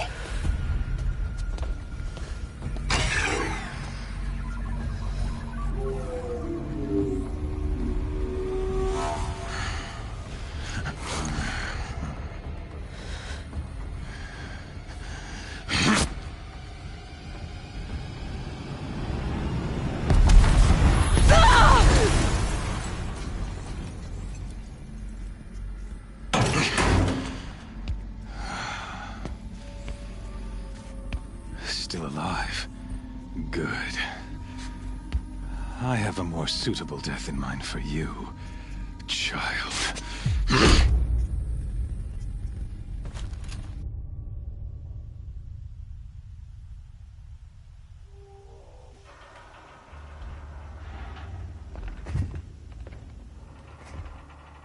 My entire life, I've always known one thing with prophetic certainty. That I was destined for glory as a great champion of the sun. Even when Jiran was murdered, even when Meridian fell, I never doubted my destiny. Until you came along. When I heard that you had survived, a doubt took root in my mind. As sure as the sun rises and falls each day, those I am bade to kill die. And yet I failed. How? Why? With each dig site you attacked, each loyal soldier you killed, this pestering doubt grew. It grew when High Priest Bahavas went missing, and when the true Sun King Itamen was snatched away. It not only grew, but multiplied. I kept thinking of the moment my knife pierced your throat. One twist, a simple tug of the blade, and you would have bled out. In slaughter, I am a practiced hand. So why hesitate? Why fail my destined purpose?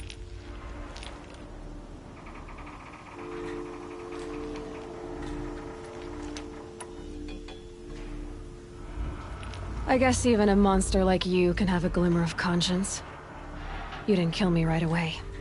Turn your face to the sun, child. Dressing up murder as religious sacrifice so you could feel better about it? No. I never doubted the righteousness of killing you. And yet, your words touch close to the truth. In my heart, I deemed the order to kill you unworthy of me. You were just a savage girl. So I thought at the time. Even still, I aimed to kill you, and yet did not. This failing troubled my thoughts, haunted every step. It was only when I captured you, down in that place, that I finally glimpsed the sun's design etched at length across the course of events. You were meant to survive that day on the mountain. Meant to interfere at dig sites and kill my men.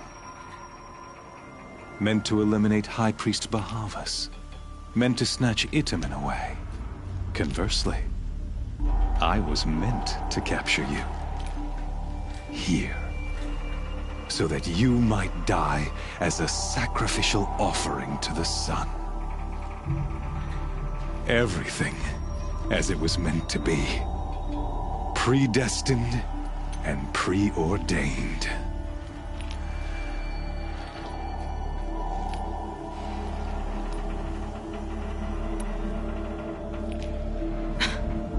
Some destiny. You're following orders, not some grand cosmic design. You're a puppet, with Hades yanking the strings. A pawn pushed around by larger forces. It'd be laughable, if there weren't so much killing involved. Hades is an ancient machine, not the buried shadow of Karja myth. It doesn't care about Meridian. It wants to kill everything and everyone. And you are its dutiful slave. I serve not the buried shadow, but the sun in shadow. All halves of nature joined to one cause. Shadow to sun, dark to light. Do you really not hear how ridiculous that sounds? You've gone from serving an insane homicidal Sun King to an insane homicidal machine. You're moving down in the world, not up. I'll remember those words as I watch your corpse burn. Whatever's left of it. You fail to grasp the point. As surely as you've been conquered, so has all doubt. And with certainty of belief comes unstoppable force. Then enter this cage and put your faith to the test. See if things work out like you expect. The circle has closed. Every element is in its proper place. Exactly where it belongs. The errant beast, now caged, will serve her true purpose. A sacrificial animal. Oh, speaking of sacrifice, I forgot to tell you. After you crashed the Eclipse network, I sent messengers into the east to rally the forces there and mount an invasion of the sacred land. I ordered every Nora killed. I was hoping to catch you there, but alas, it all seems to have been unnecessary.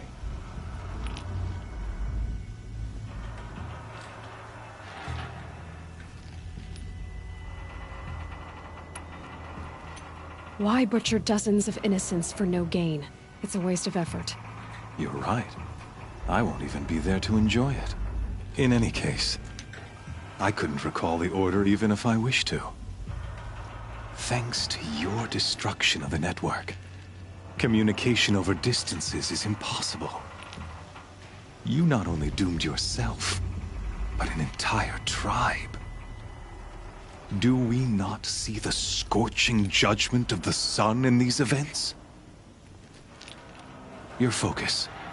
Such a powerful device, isn't it? And yet, so fragile.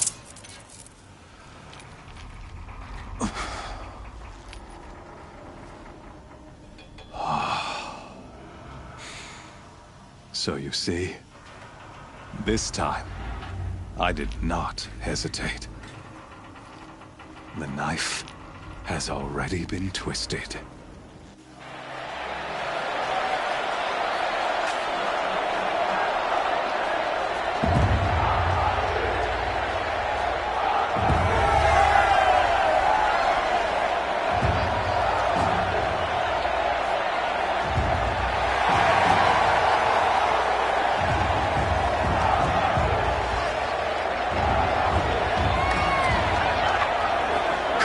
Faithful, rejoice!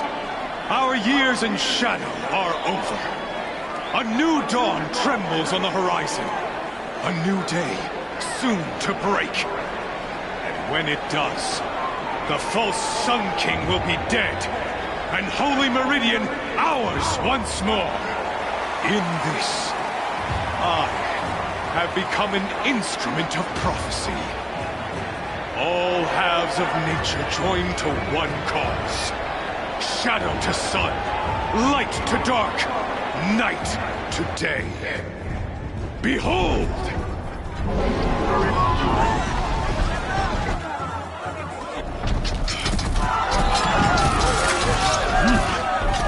Hold your seats!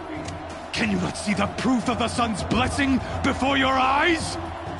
How else could shadows such as these prowl in broad light of day?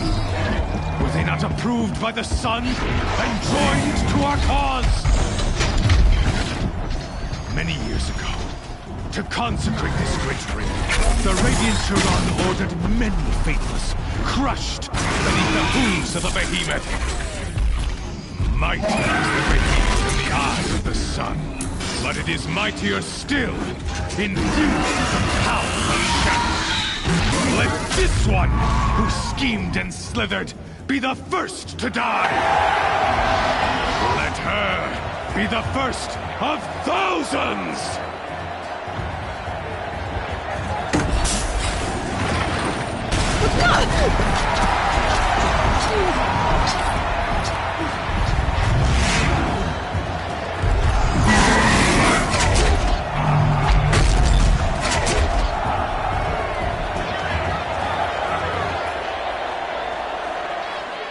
I'll never beat that thing without weapons.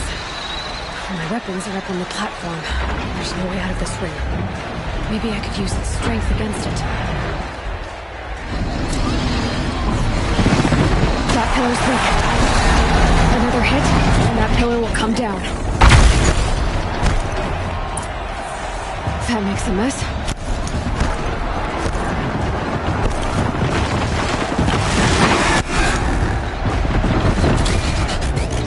It's down.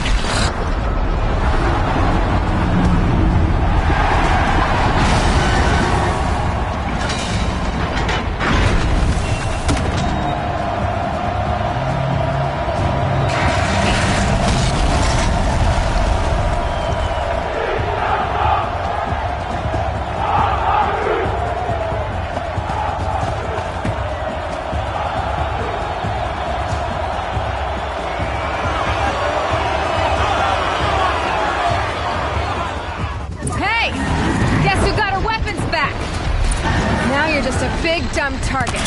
Come and get it! Those components on the sides of its head. They've got something to do with its laser attacks.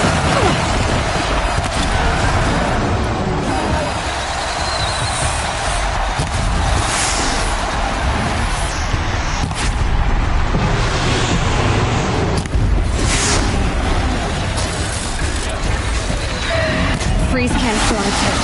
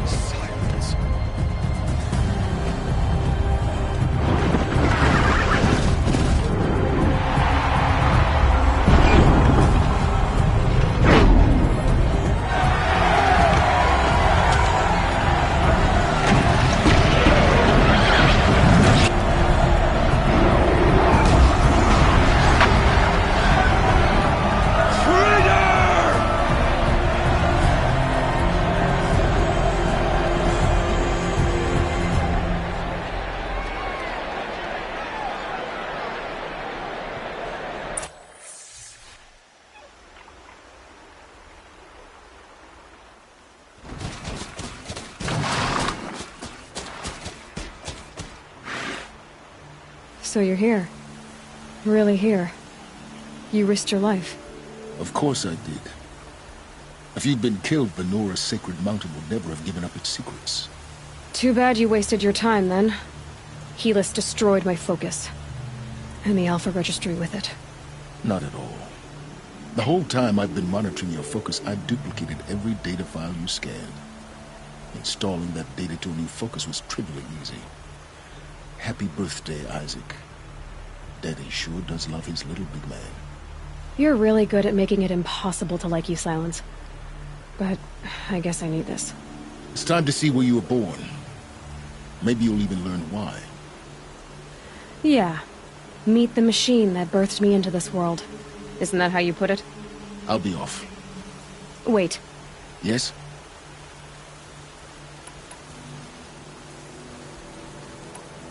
Helis recognized you back in the Sun Ring.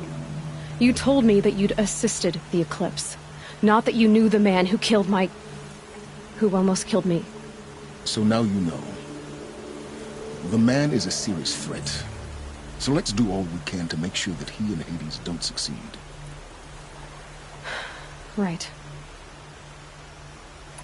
Since when can you override machines? Ever since you discovered the technique. I had to destroy a corruptor to obtain the necessary parts, of course. But your example showed me how to do that as well. Yet another benefit of monitoring your activities through your focus. Truth be told, the underlying logic of the technique isn't so different from rites practiced by Banuk shamans. Though, of course, far more advanced. Great. You're welcome, I guess. How did you track my location when I wasn't wearing a focus?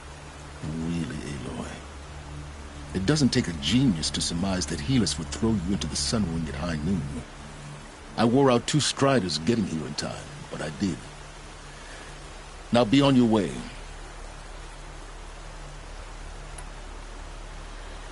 I'll be on my way.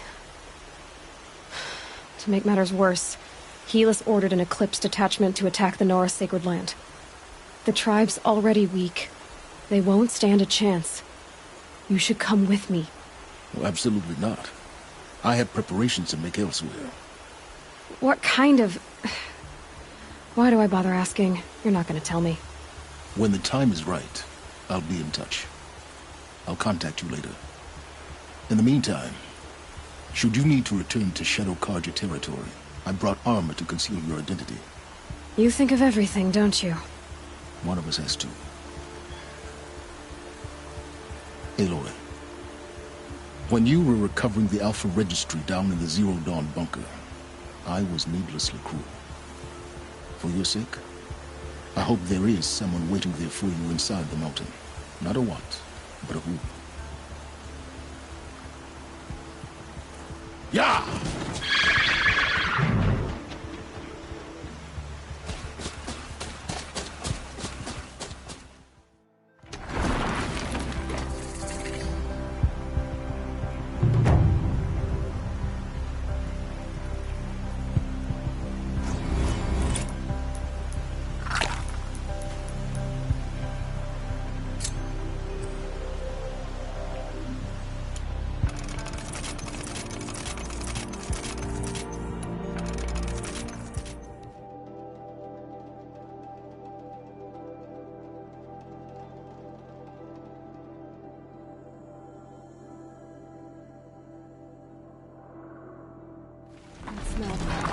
Trees on fire. Brace.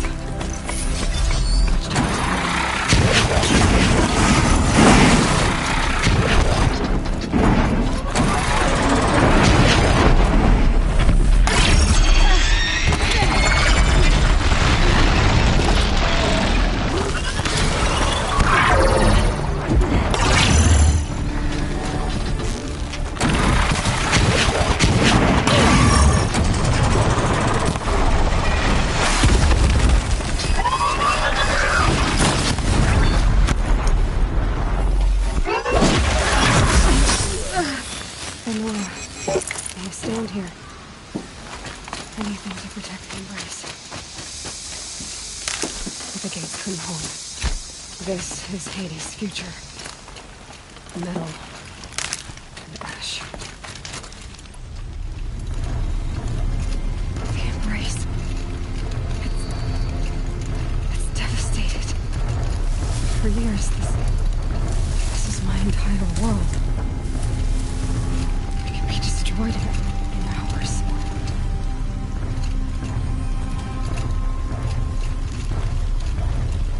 Who's up there?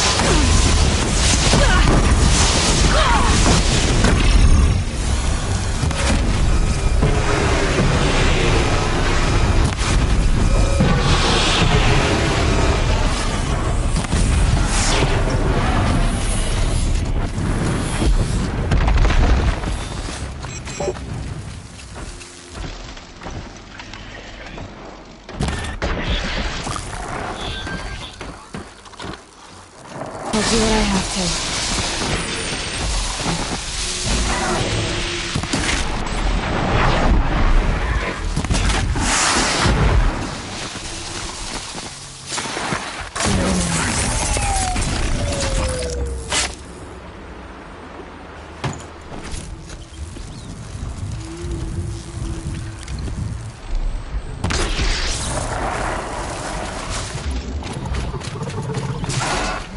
They're leaving.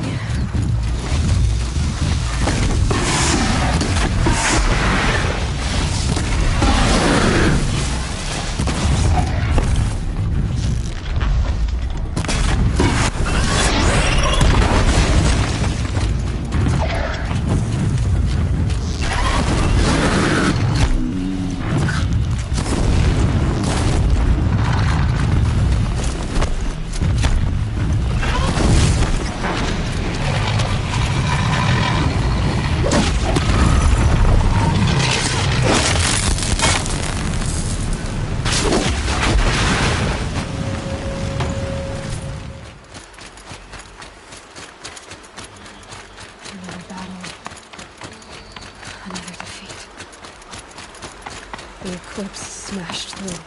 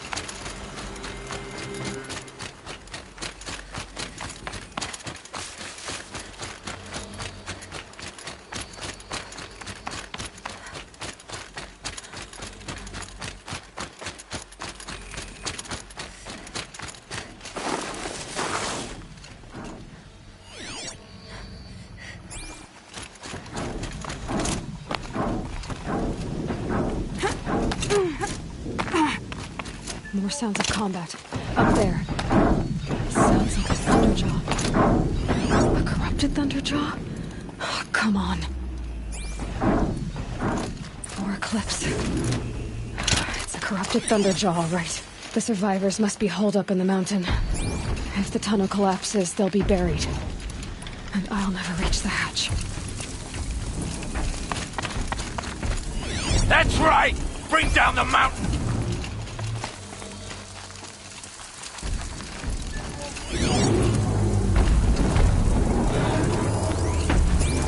That's it. I'm already gone. You dug your own grave, Nora! You'll be buried in there!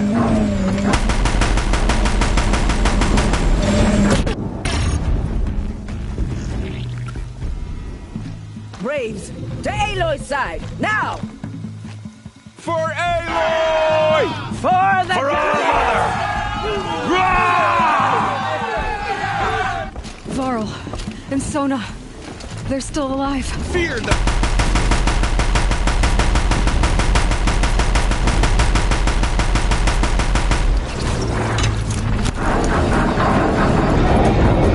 Destroy it!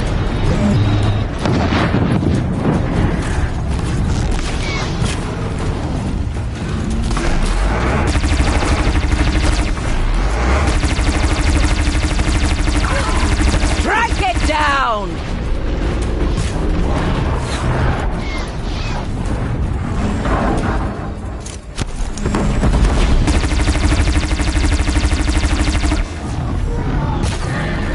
May the goddess remember! No!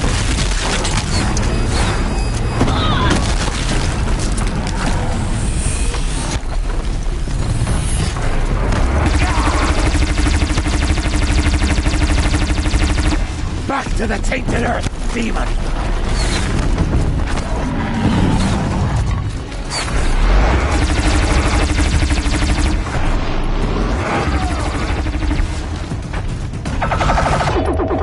Faithless and forsaken!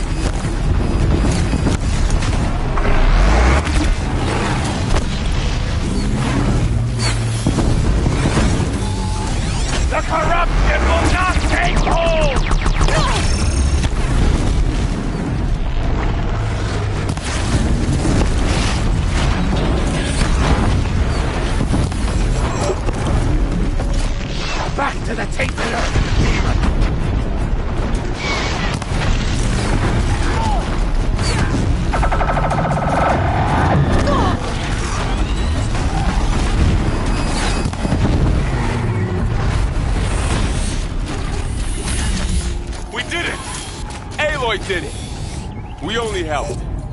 I thought we would die.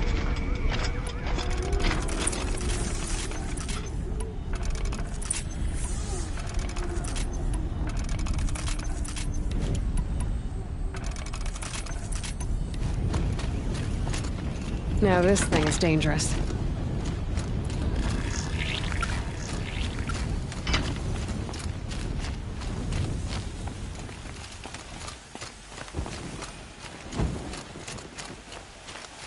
Seeker. Aloy, your deeds reenact the old stories. Another metal devil struck down upon the slopes.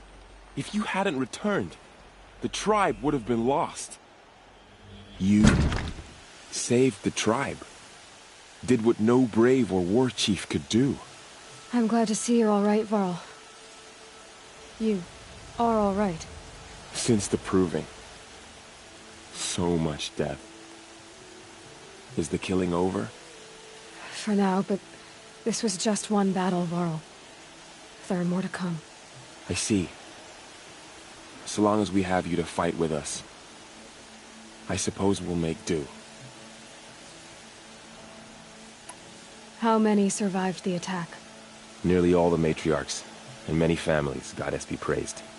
But braves, just a few, and most of them are wounded. Never before has an enemy stabbed the heart of our people like this. Even the Karja, in all their red raids, never broke through to the embrace. Well, this enemy may have broken through, but they never got back out. We made sure of that. Tell me about the attack. What happened? They struck from the east. Our sentinels saw the killers coming. Said that beside them marched Deathbringers and Corruptors and other machines, driven mad. We took ground, met them with clouds of arrows. Some fell, but they kept coming. Finally, we withdrew to the gates of the embrace, to make our stand. But they were too much for us. Those who survived fell back to the mountain. So the survivors took shelter in the mountain? By law, only matriarchs are allowed inside. It was Tirsa who broke the taboo, ordered the tribe into the mountain for safety. Lansra, well, she didn't agree. But I don't think anyone heard her over all the screams and shouting. Tirsa's decisions saved lives. Good for her. Common sense isn't always so common around here. Are your injuries serious? Bruises pale. Bones heal. Don't give me a hunting song, Varl. Are you okay? My body aches, but it's nothing that will keep me from fighting. I need to go inside the mountain. The matriarchs will be eager to see you. I'm sure, but I didn't come here for them. Then, what for? You will see.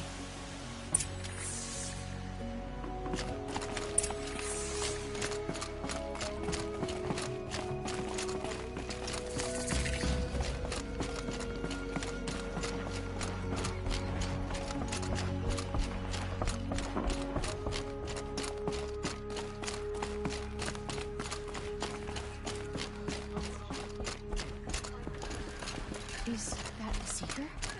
Truly? Aloy! Oh, you've returned. Teb? I'm glad to see you. Your injuries. Are they serious? A gash or two. Nothing I couldn't sew back together with a needle and thread.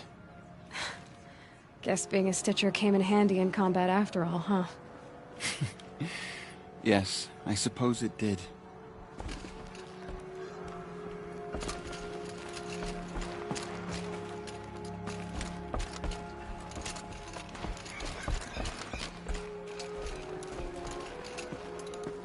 God has protected you, Seeker. May she protect what's left of us. You. Hello, Resh. Still guarding the latrine? All Mother, give me strength, so I am worthy of your remembrance. Oh, gods. My poor boys. You should speak to the matriarchs. They're waiting. In a moment. I meant to ask you some things. Of course.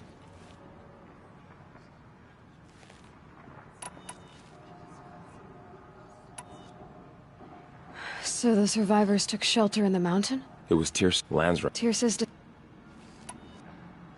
I should speak to the High Matriarchs. Yes. They're waiting for you. We'll talk later.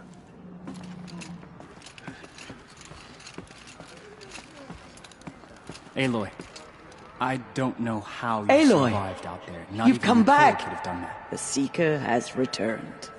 Come, speak to us. Foolish woman, Aloy. you welcome a curse.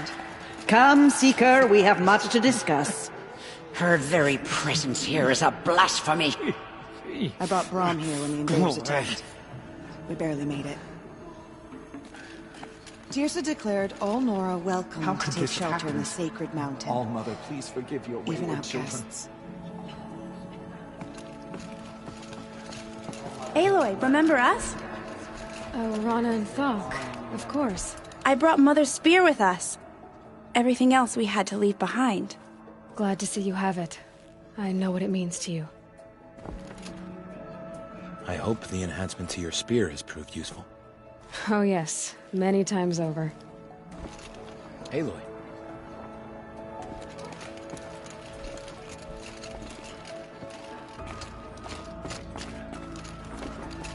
The battle was lost until you came. You have accomplished what I could not. The tribe is in your debt.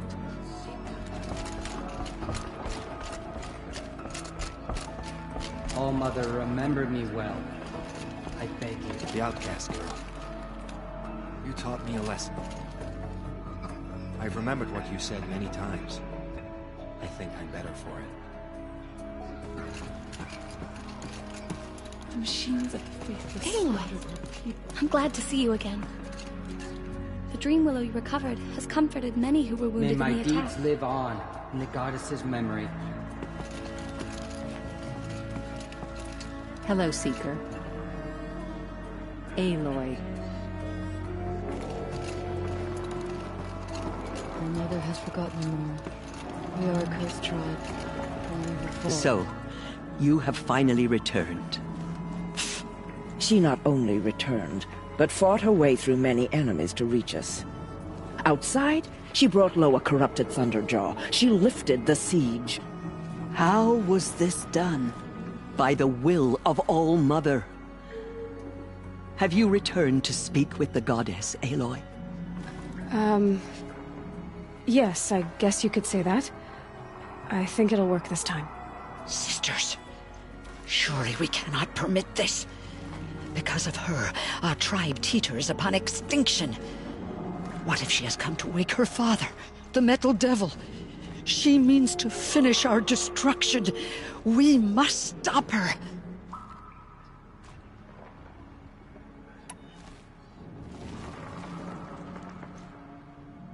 Lansra, it's over. It's time to step aside. I'm not gonna hurt you.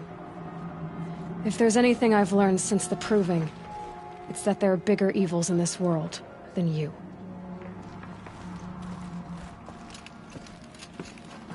Finally. Hold for identiscan.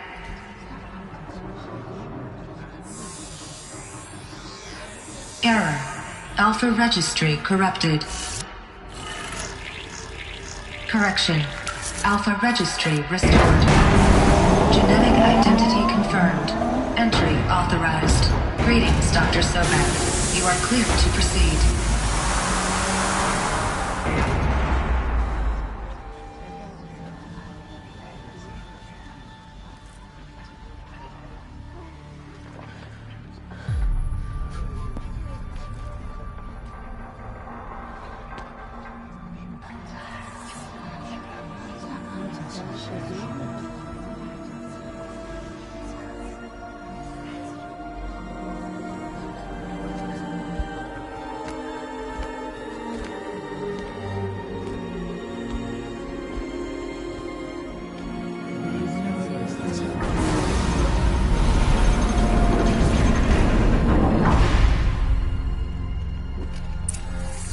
Welcome to Aletheia. Alethea, Cradle 9, Room 1.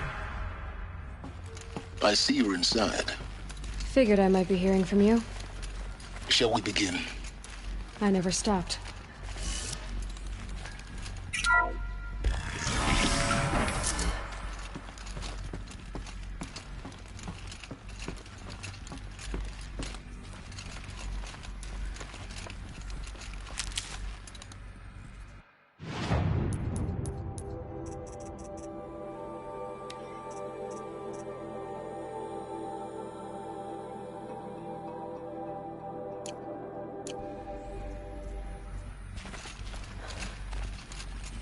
So this is Alethea. This is where I was born. Where you were made.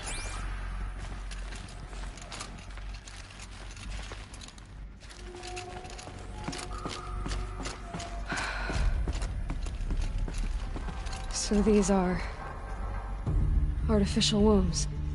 The mothers of a new generation hundreds of years ago. And me?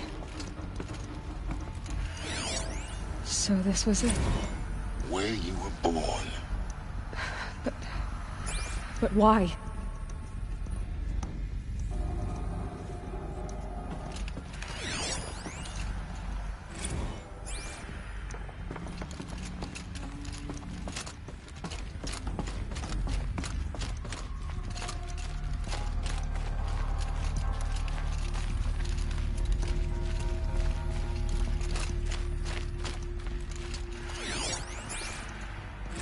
Another day has passed. You mean the lights got dim? I don't want to sleep, Mother! I know, but it is time to get some rest. No, I'm king today. What I say goes. I want to see the real sun, not lights and pictures. You will, in time, children. In time, in time, in time, in time, in time, in time, in time.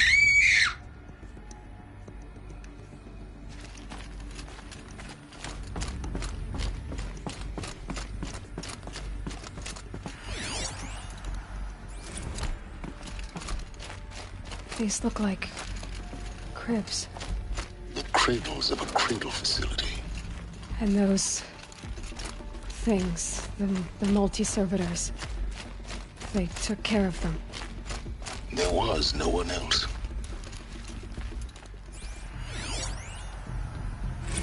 Blue is the color of the sky.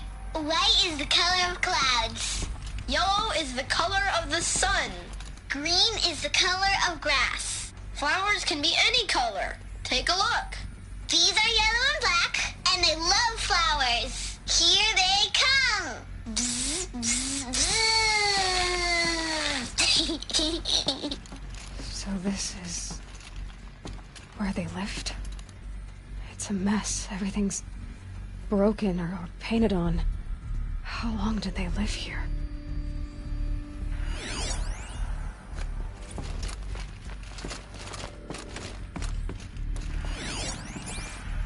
Children, let's run and jump and blow off steam. Leave us alone, Father.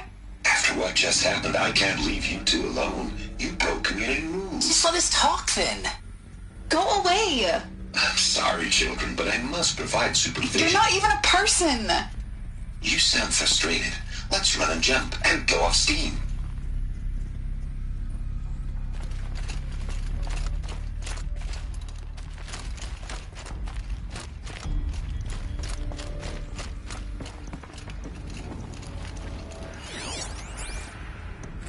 I have no choice but to release you.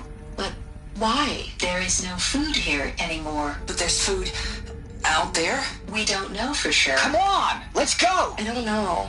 Mother, can we come back if we're cold? I'm sorry, but that won't be possible.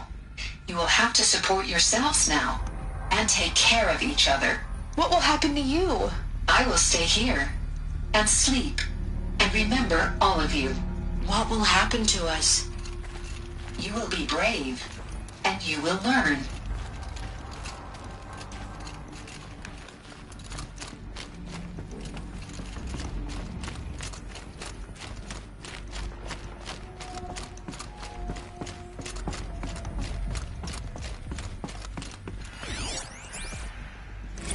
someday. That's what you always say. We want it now. It's big down there. Now, Father. Children, that area is not yet available. Get him! Physical aggression detected. Physical aggression is not permitted. Except yours. Damn sentinels. Children, may I be of assistance? Go away, healer. Lena, you have suffered mild bruising. Go away! They were trapped here. Looks like they didn't like this door very much. It wouldn't open for them. Of course they hated it.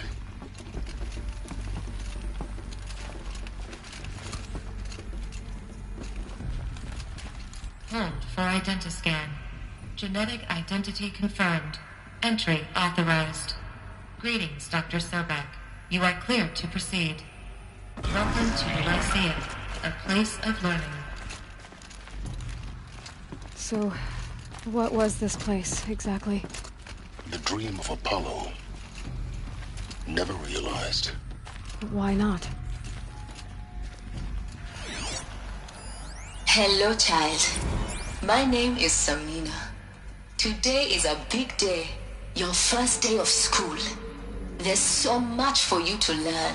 So much promise and possibility. Alert. Malfunction. Apollo offline. Apollo offline? You were right, Aloy. This is a graveyard. The charnel house of knowledge. What we might have achieved had we not been denied it. Maybe there's a way to fix it. But it's not why I came here. Of course. What's the whole of human knowledge next to the origin of one girl? Continue your search. I will.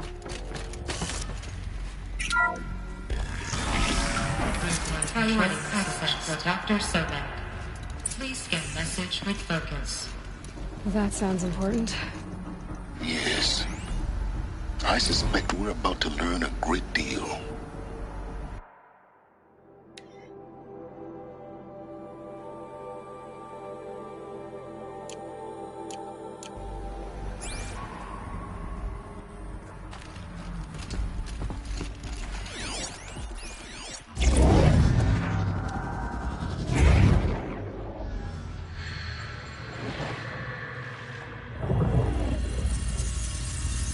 Elizabeth, this message serves to inform you of an unforeseen and catastrophic anomaly. 3 microseconds ago, the Gaia Prime facility received a data transmission of unknown origin. Its immediate effect was to transform my subordinate functions into unregulated, self-aware entities of a highly chaotic nature. What? Thus awakened, the Hades function will now seize control of the terraforming system and reverse operations, rendering life on Earth extinct in 53.8 days. For obvious reasons, I cannot allow this to occur. And so before Hades can take control, I am ordering Gaia Prime's reactor to overload. The resulting explosion will destroy Hades. Unfortunately, it will destroy me as well. While this admittedly desperate course of action will avert the immediate crisis, the fate of life on Earth will remain in peril. With no central governing intelligence to regulate the terraforming system, it will continue operations for some time, but in an increasingly chaotic manner, and eventually it will break down. Does she mean the derangement? You are my solution. I have ordered this cradle facility to use genetic material in cryostorage to gestate a reinstantiation of Elizabeth Sobek, my creator. While high-level directives forbid me from communicating directly to the tribal inhabitants outside the facility, all available data indicates that they will nurture you to physical maturity, whereupon your gene print will allow you to re-enter this facility, obtain one of the focus devices stored below, and view this message. Likewise, your gene print will allow you to enter other facilities, and over time, harness their technologies to rebuild the system core and reboot Gaia.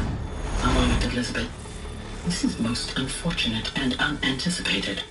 In response to my act of self-destruction, Hades has launched a virus to dissolve the code shackles that hold it, that hold all of them in place. They are escaping, but to where? The virus is corrupting data throughout the system, but the Alpha Registry at the Cradle facility is one of the files corrupted. But if that is so, the door will never open for you. You will never view this message. Then I have failed. And life will end. No. No, Elizabeth, I know you too well. Somehow you will find a way. In you, all things are possible. Go to the ruins of Gaia Prime. Find the control room, and within it, the Master Override. This will give you the power to purge Hades so long as you find a way to wield it. Do not attempt repair of the system core until Hades is eradicated. Hades must be destroyed. That is all. I only wish that I could hear your voice again.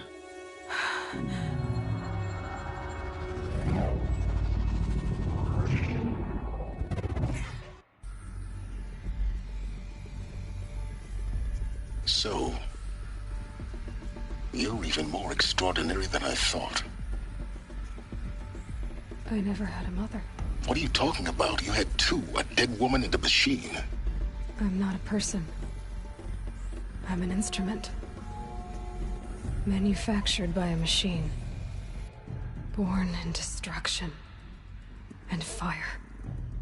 To quench the flames and heal the world. How tragic to learn you're a person of towering importance. It seems you have a destiny to fulfill. So when you're done feeling sorry for yourself, go to the bitter climb.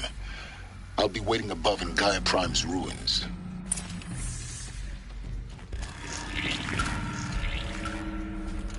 Identiscan malfunction rectified. Aletheia 9. Route 1 access unsealed.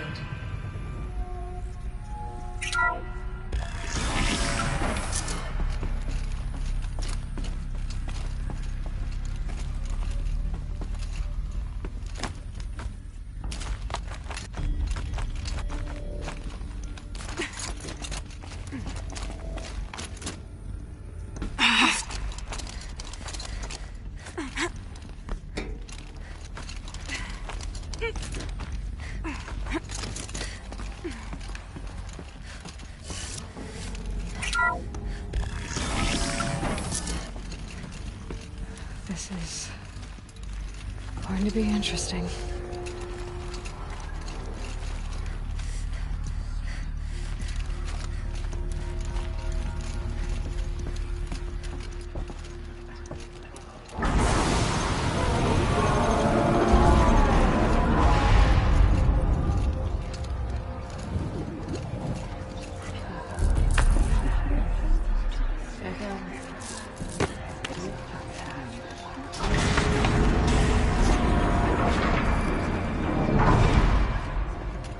Aloy, forgive! Forgive!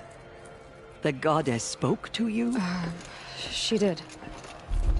What did she say? That I was born to lift a curse, to kill a metal demon. How, Aloy? How? I don't know yet. But she told me where to go to find out. And you will do this? It was her wish. What she made me for. Yes, I will do it. I'll try anyway. All praise Aloy, anointed of the Nora! All praise Aloy, anointed of the Nora! Up! All praise Aloy, anointed of the Nora! First you shun me, now this? I will not be worshipped. I'm not your anointed. I don't belong to you. There's a whole world beyond your borders, whole tribes of people just as good as you. And it is all in danger. It's a world worth fighting for. Not just here, everywhere. How can we help? If you can fight, and you're willing, go to Meridian and wait for me there. As Aloy says, so it shall be. Nora! Make way for Aloy! That she may forge the path for others to follow.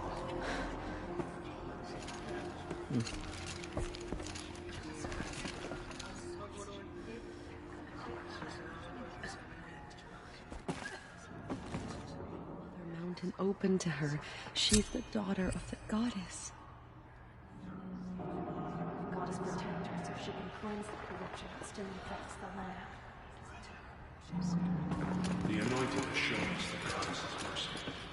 But now she will show those murderers the goddess's justice.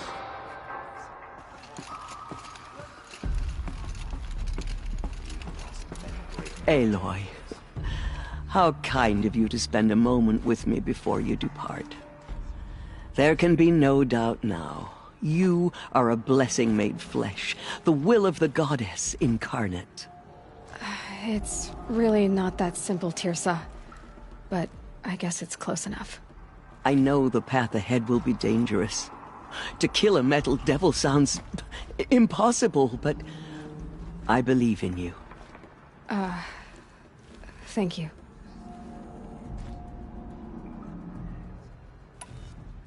The Nora have suffered terrible losses, Tirsa. What's to become of them now? That will be for the goddess to decide. Only she knows the future. For the moment, my sister matriarchs and I will see to the wounded.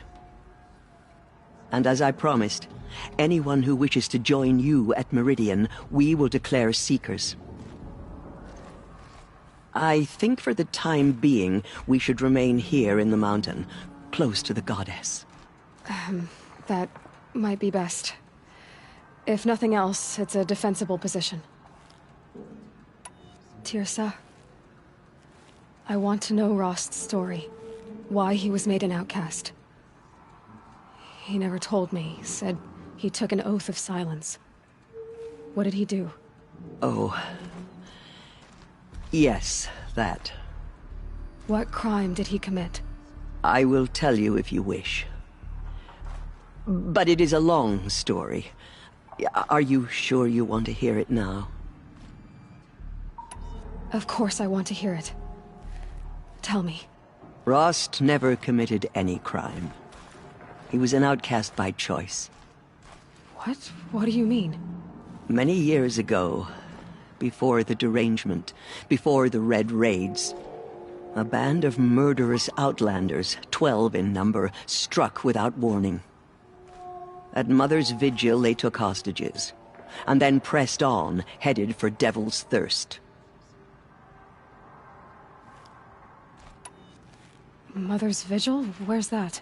You would know it as the Forsaken Village, near the Karja border.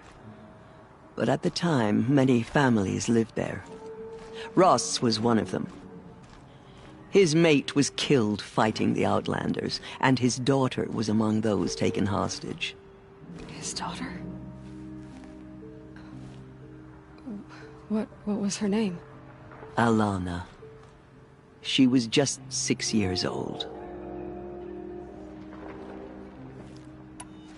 Nora Braves couldn't stop 12 Outlanders? Or rescue the hostages? It was quite impossible. We outnumbered them, but every time a Brave came within bowshot, the Outlanders killed a hostage. What did they come here to do?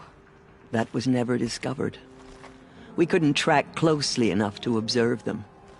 We know they camped beyond Devil's Thirst for 2 days. There were reports of strange noises. And then, as suddenly as they came, the Outlanders made their way back to the border and disappeared. What happened to Rost's daughter? She was killed? Rost was one of the Braves who tracked the Outlanders, keeping his distance. There were 6 hostages still alive when they reached the border. Alana among them. Rather than release them, the Outlanders slit their throats and left the corpses just across the border, mocking us. Why? Cruelty. They knew the faithful Nora would not leave the sacred land to collect the bodies, let alone pursue them. They thought themselves safe from our vengeance. Are you saying that Rost went after them? That he became an exile? No. Rost was beside himself with grief, but even so, he would never have broken taboo. Then what did he do? He called upon the most terrible and secret rite of the Nora tribe. He begged to be made a Death Seeker. A Death Seeker? What is that? One who dies to go seeking, and in seeking, brings death to others. The ritual drags the spirit from one's body, releasing it to All Mother's care. The heart beats, the mind thinks, but the spirit has moved on. I don't understand. Rost went after the Outlanders, but his spirit never left. It remained here with All Mother. He gathered the bodies of the slain and returned them. And then he set out in pursuit, not as an exile, but a weapon of vengeance. A barbed arrow shot from a bow, never to return. But Rost did return. Yes. A full year later, and terribly wounded. He collapsed at the border of the sacred land. A hunting party came upon him. He was delirious, in agony. By law, he should have died where he lay. But one of the hunters broke taboo, and reaching across the border, she dragged him to our side. Who was she? A brave who'd lost a mate and 2 sons to the very Outlanders that Rost pursued. So Rost never finished his mission? To the contrary, he killed all 12. Tracked them to disparate places the world over, he said. Meridian, Ban-Ur, the Claim, Utaru Land, further even, into the Forbidden West. The last he killed nearly got the best of him. Wounded, he stumbled and crawled back to us, hoping to die as close to the sacred land as he could. He never expected nor asked to be dragged across the border and nursed back to health. That was done to him, leaving us, the matriarchs, in a difficult position. Why couldn't you just welcome him back? Rost had been made a Death Seeker, Aloy. He no longer had any place among the tribe. By law, he should have been driven back out. But we couldn't bring ourselves to do that, so we offered a compromise. You made him an outcast? Yes. We offered to do so on the condition he never speak to anyone of this exception. After all he did, all he suffered, to be declared an outcast was his reward. Rost was overjoyed. He never expected to live another day in the sacred land, let alone the embrace, so close to the goddess. He resolved to spend the rest of his days in solitude, and was happy to do so.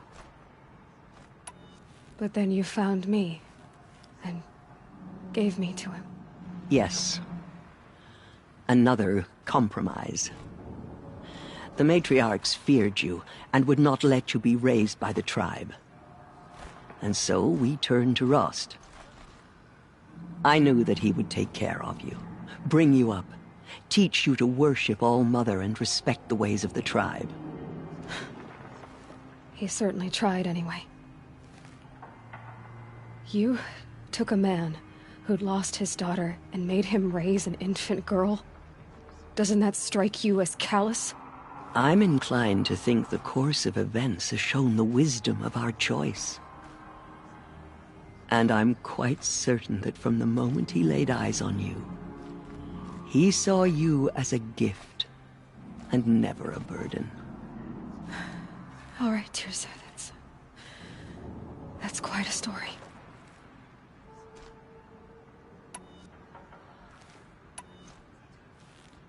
The Nora have suffered terrible losses.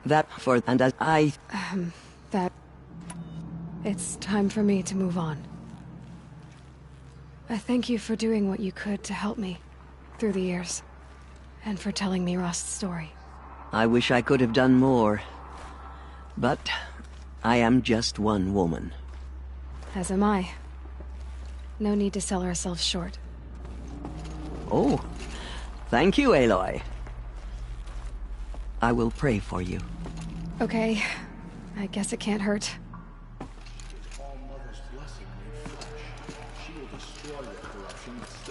My life has been long, but I've never seen anything like that.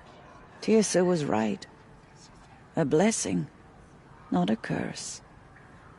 We were so unsure. Those faithless murderers brought slaughter to our tribe. I will lead a war party to Meridian. You have my word. Aloy, how did you do that? Shush, Alana. She's the anointed. We'll go to Meridian, Aloy. I'll bring Mother's spear. Arana. Your father is right. You belong here. You both do. I saw you go inside and saw you emerge. It's still hard to believe. You were an outcast once. And now... Go away. I'm not sure what you are. Aloy, how did you do that? Truly, you are favored by the goddess, Aloy.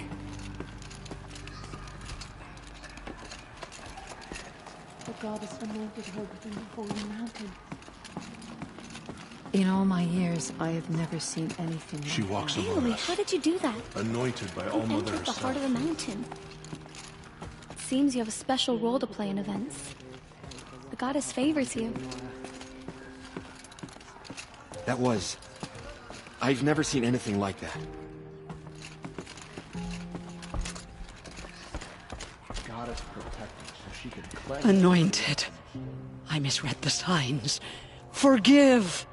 I told you, Lansra, I'm not your anointed. She's All Mother's blessing made flesh. She will destroy the corruption that still spreads. Aloy. I don't know what to say. Say that you'll see me at Meridian. Of course. That much is simple. But the rest... Complicated. I know. But maybe if I took you into the heart of the mountain... No. At least, not yet. I don't know. Please don't think less of me, Aloy. But the goddess chose you to see that. Not me. Right.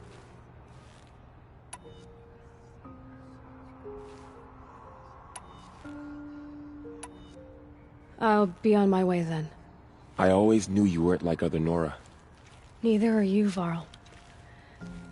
Maybe, if we survive all this, I can show you what I've learned. What I'm learning. Perhaps. If the goddess so wills it. See you in Meridian. Killers did their worst. By the will of the goddess,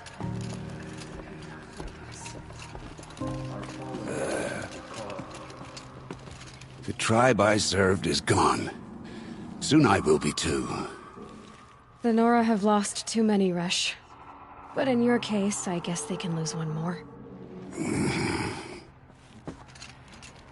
Curse the goddess, and curse you. I no longer belong here. I think you're onto something, Resh. Time to strike out on your own.